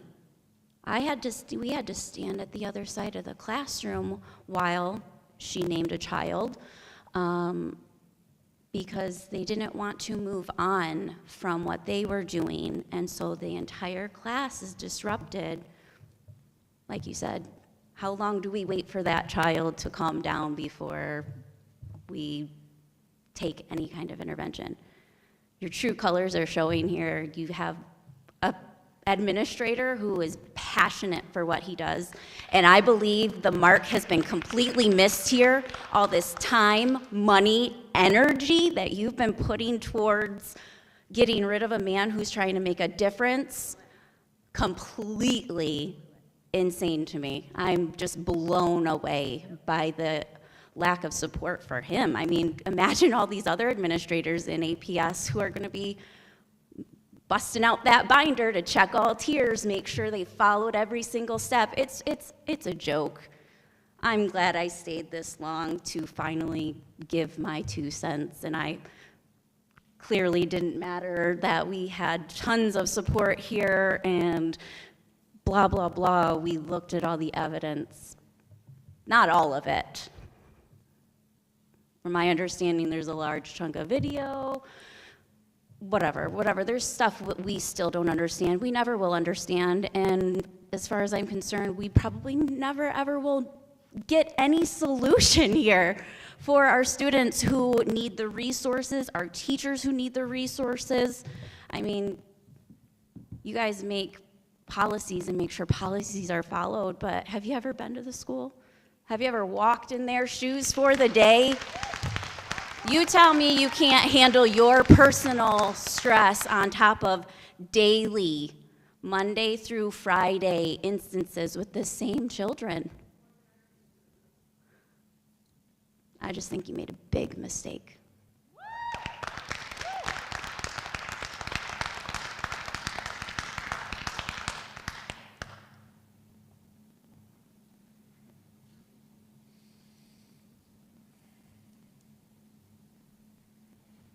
Hi, guys. I'm well past my bedtime, so bear with me. I come here pretty unbiased tonight because I'm pretty new to Alpena. I've got 2 girls that go to Ella White this year, but I'm here to talk about my nephew. He goes to Ella White. He's a handful. I've met Mr. Berriman multiple times because of my nephew, not my daughters.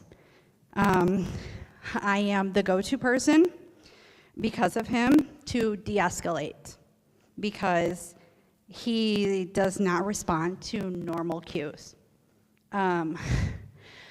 He's not one of those kids that are like, oh, honey, come here, calm down. No, that's not the manner we talk to him in. He needs stern talking and a little more guidance in his life. That's just the way he responds. That's me. That's how life is. Not all kids can be treated the same. I know that there's context here that you guys follow, and I understand that. I'm not here to pick sides. I'm just here to share my story. My nephew is a flight risk. He's combative. He's aggressive. He will go from 0 to 100 like this. He will be sitting there looking sweet as pie, and next thing you know, he's gouging your eyeballs out or running out the door. And that's not a joke. Last week, he ran out the door. His mother was called. By the time she showed up, he was back in the building. As soon as he saw her, back out the door, down Ripley Avenue, around 4th, jumped the fence into the playground. 6 years old. If Mr. Berriman was there, that would not have happened. I have watched that man de-escalate my nephew multiple times. Every time my nephew has had an episode, he brings him in, he calms him down, and he has him in the office for me or my sister to pick him up. Miss Black was nowhere to be found. I agree. Like, we're dropping the ball here. Every time I walk into that office, which I'm there a lot, I have kids that are chronically sick, that have health issues. I'm there all the time. And this is not an exaggeration, guys, step in there. 5 kids every time I go in there for behaviors. In the office, for behaviors. Every time I'm there. 11 o'clock in the morning one morning, 5 kids, 2 phone calls. I mean, help people. Don't fire them, help them.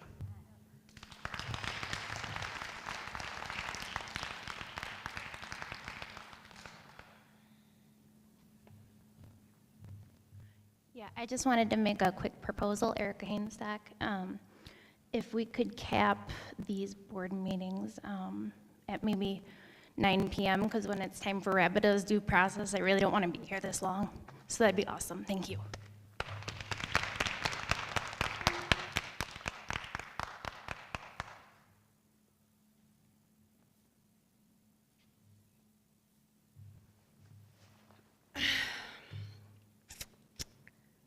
My name's Kristen Barden. I've already talked to you once. I'm trying to wrap my head around what just happened here tonight, and really struggling a lot. I hope you guys are blessed that your kids aren't the ones being bullied at school, that you don't have to do this every single day. I just want to know if this is where we're at this point in our school system. That we are now taking an administrator who did what he thought in a split second was the right thing to do. To protect our kids. To protect my daughter. So you're telling me that if my daughter is walking and someone is coming up and they are going to potentially harm that child, and in a split second that administrator makes a decision to protect my child, that you're going to fire him, that you're going to get rid of him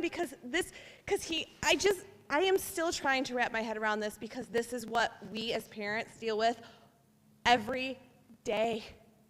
Every day. And now that we had this issue, now we're having special training, and now we're having this meeting, and now we're getting extra IAs, and now we're getting all this. This should have been done before. And I'm scared for the future of our kids. I'm scared.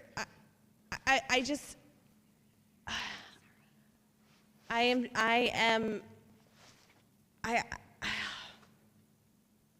want our kids to be safe. I want our kids to go into school every day and learn what they're supposed to learn, not behind locked doors. And I want administrators who have apologized, who have made mistakes, who have done, and I get that we haven't seen the whole tape. I understand that. I really, truly do. But I just don't know how this is going to solve the problem in the capacity that we need it to. And I hope, and I really do hope, that when your kids go to school, aren't in the same situation that my kids are in every single day, because I don't think this was the answer to the problem that's going on.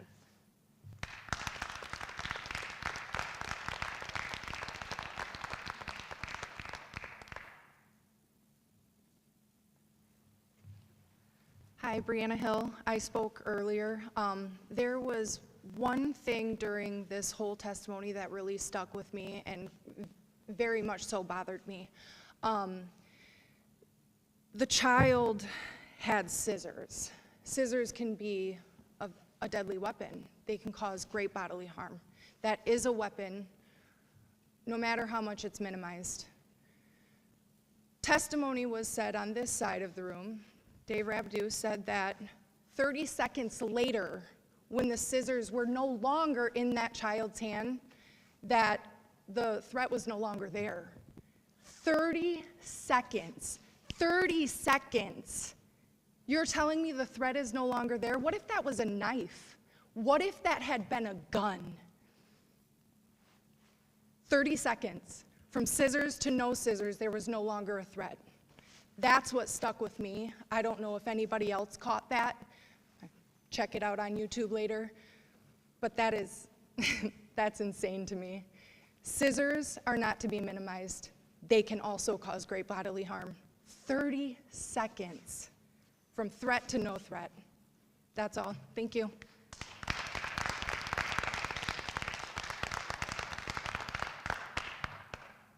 Holly Behrman. I've addressed some of you 3 months ago. And, excuse me, I'm speaking. Thank you. And I'm here today to talk to you as a parent, okay? Tom and I have a second grader, a first grader, and a kindergartner. When all of this went down, I emailed you, Mr. Rabideau, 2 times. No response. I wanted to know what supports were going to be in place for our children. Our children who kids went up to them and said, "Oh, is your dad dead? Does your dad have cancer?" It's not okay. I needed help for my kids. There was a revolving door of administrators. I went to him for help. What happened? He didn't respond. And I was very cordial. Y'all have heard from me. You've seen me online. I know. But I made it very clear that I was coming to him as a parent. It took me CCing Ned Heath for this man to even respond. And what did he say? Do you remember? Contact the building's administrator. That is this man's character. No regard for my 3 kids. He just wanted to continue to throw this man under the bus. Not only that, he never responded. Matt Poley and Megan Gauthier responded, made a phone call that morning when I talked to Ned. We came up with a plan. Guess what? Surprise, surprise, there was no follow-through. Nothing. They set up times that teachers would check in with my kids. It never happened. It never happened. So what did I have to do? Had to contact, in January, Megan Black. And guess what? She was great. She was wonderful. My kids love her. I would never deny that. She is a wonderful administrator, and it took her to follow through, Mr. Rabideau, not you. This man's character is not good. He does not need to be in Alpena, and he is not what this community represents.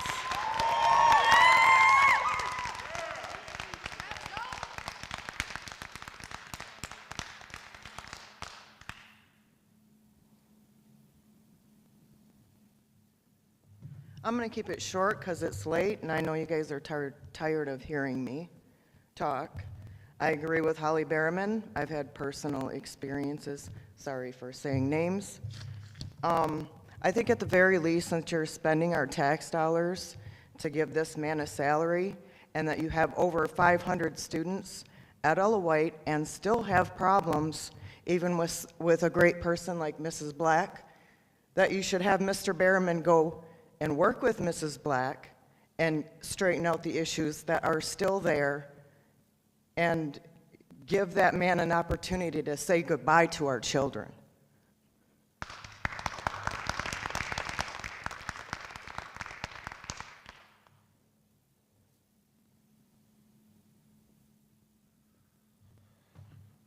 Hello again, my name is Devin Robinette. Again, I have three kids at APS. First of all, Mr. Berriman, I'd like to take this time and thank you on all these parents that you've kept our kids safe at this time.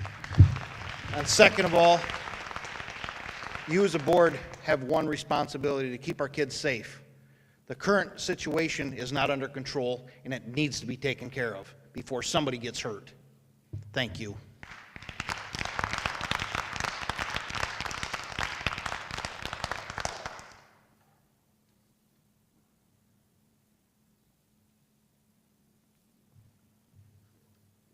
My name is Jody Holleran, and I also want to tell Tom what a great job I think he's done as an administrator.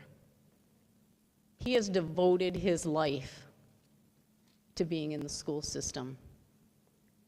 He has followed in his mother's footsteps. I also want you to know what I've heard out here tonight. I heard a lot of administrators say, or people in that school, that won't come forward because they're afraid of retaliation from him.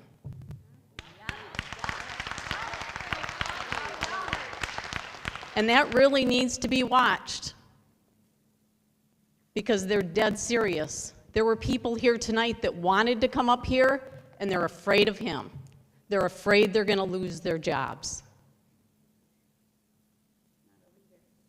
I hope when you have your meeting in March that you have looked at everything and this man is back at Ella White.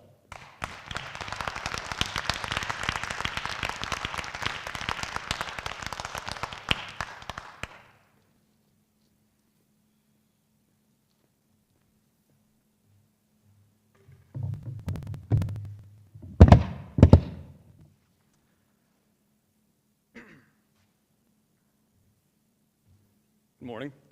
My name is Kevin Bai, and I'll be honest, I do not know either of the two gentlemen on stage currently.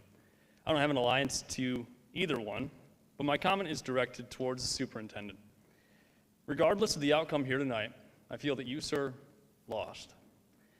From my outside perspective, it appears that you were not able to take care of the situation at the lowest level, and as a result have pitted teaching professionals, parents, and community members in a zero-sum game.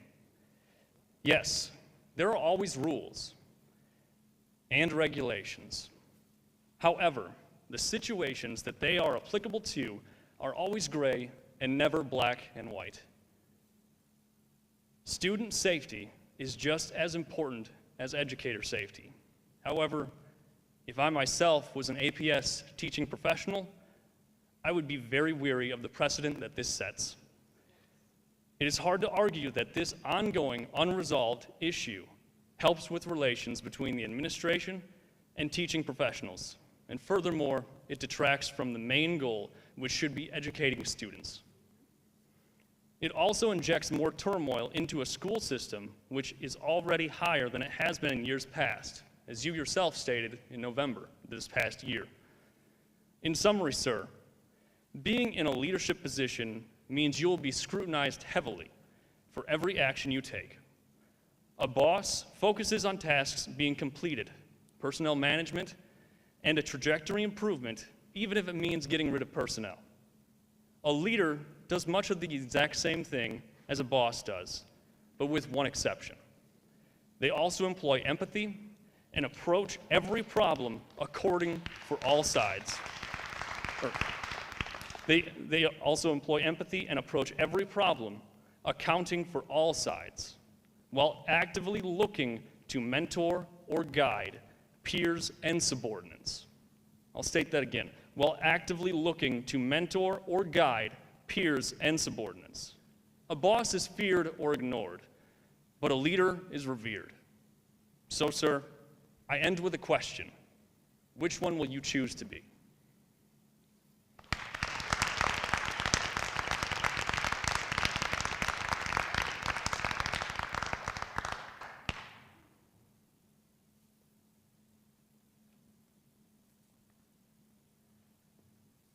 Good morning.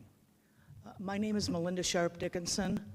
I am a mom of 3 grandchildren, or grandmother of 3 children who go to Ella White. I am a retired 41-year elementary teacher, and I'm Mr. Berryman's mom. This has been very difficult because I have watched Tom grow up. I was a single parent, raised him on a teacher's salary, become the man he is, the caring man he is. When he volunteered in my 5th grade classroom, I knew he was a born teacher. Some of us become teachers because we learn it, because we go to college and we kind of get thrown into it. He was born with it. And he was born to do what he is doing. Did he make a mistake? Yes, he's admitted to it. There's your remorse, sir. He admitted to it.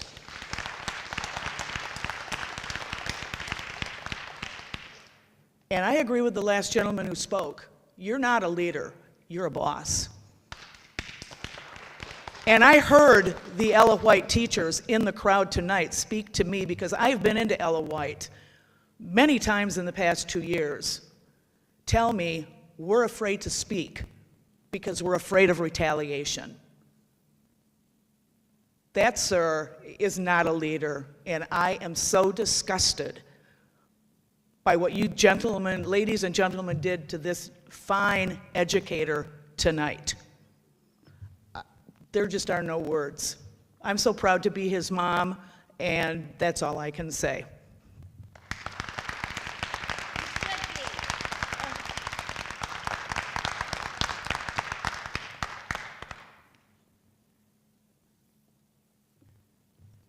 Good evening, good morning. My name's Martin Holloran. I want everybody to know I served our country. I served our country under good leaders, and that man right there is not a leader. I've listened to the teachers out here in the hallway that are afraid to death of coming forward. They've got answers. They don't want this man to fire them because they need that job. They got families. I think what's happening tonight is a total injustice, and that man is not a leader.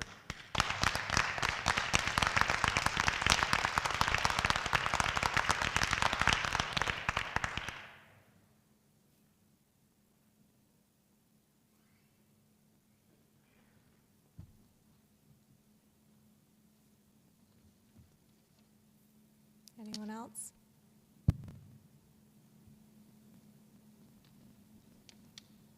Okay, seeing none.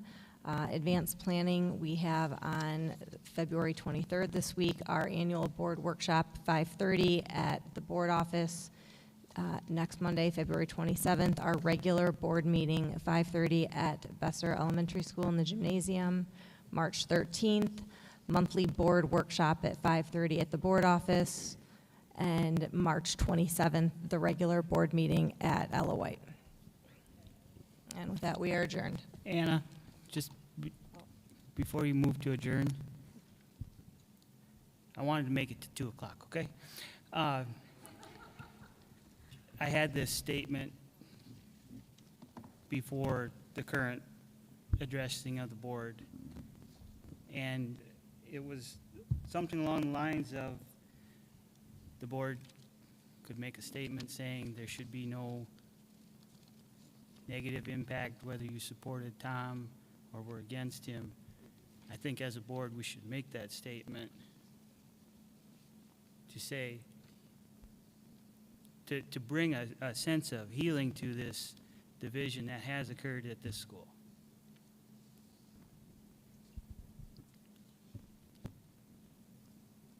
Yep, I do think, we had something somewhere that's talked about retaliation. You remember what that? It is one of our. No one should be retaliated against for participating in any investigation or. Yeah, board policy, anyone that. Testifying. I think a reiteration of that wouldn't be a bad Yep. statement right now. So that we do have that policy in place. I do not have the policy number in front of me, unfortunately, but yes, that there will be no retaliating to anyone who participated in any of the interviews or spoke tonight at the board meeting. And with that, public comment has ended. Thank you. That we will adjourn. Thank you.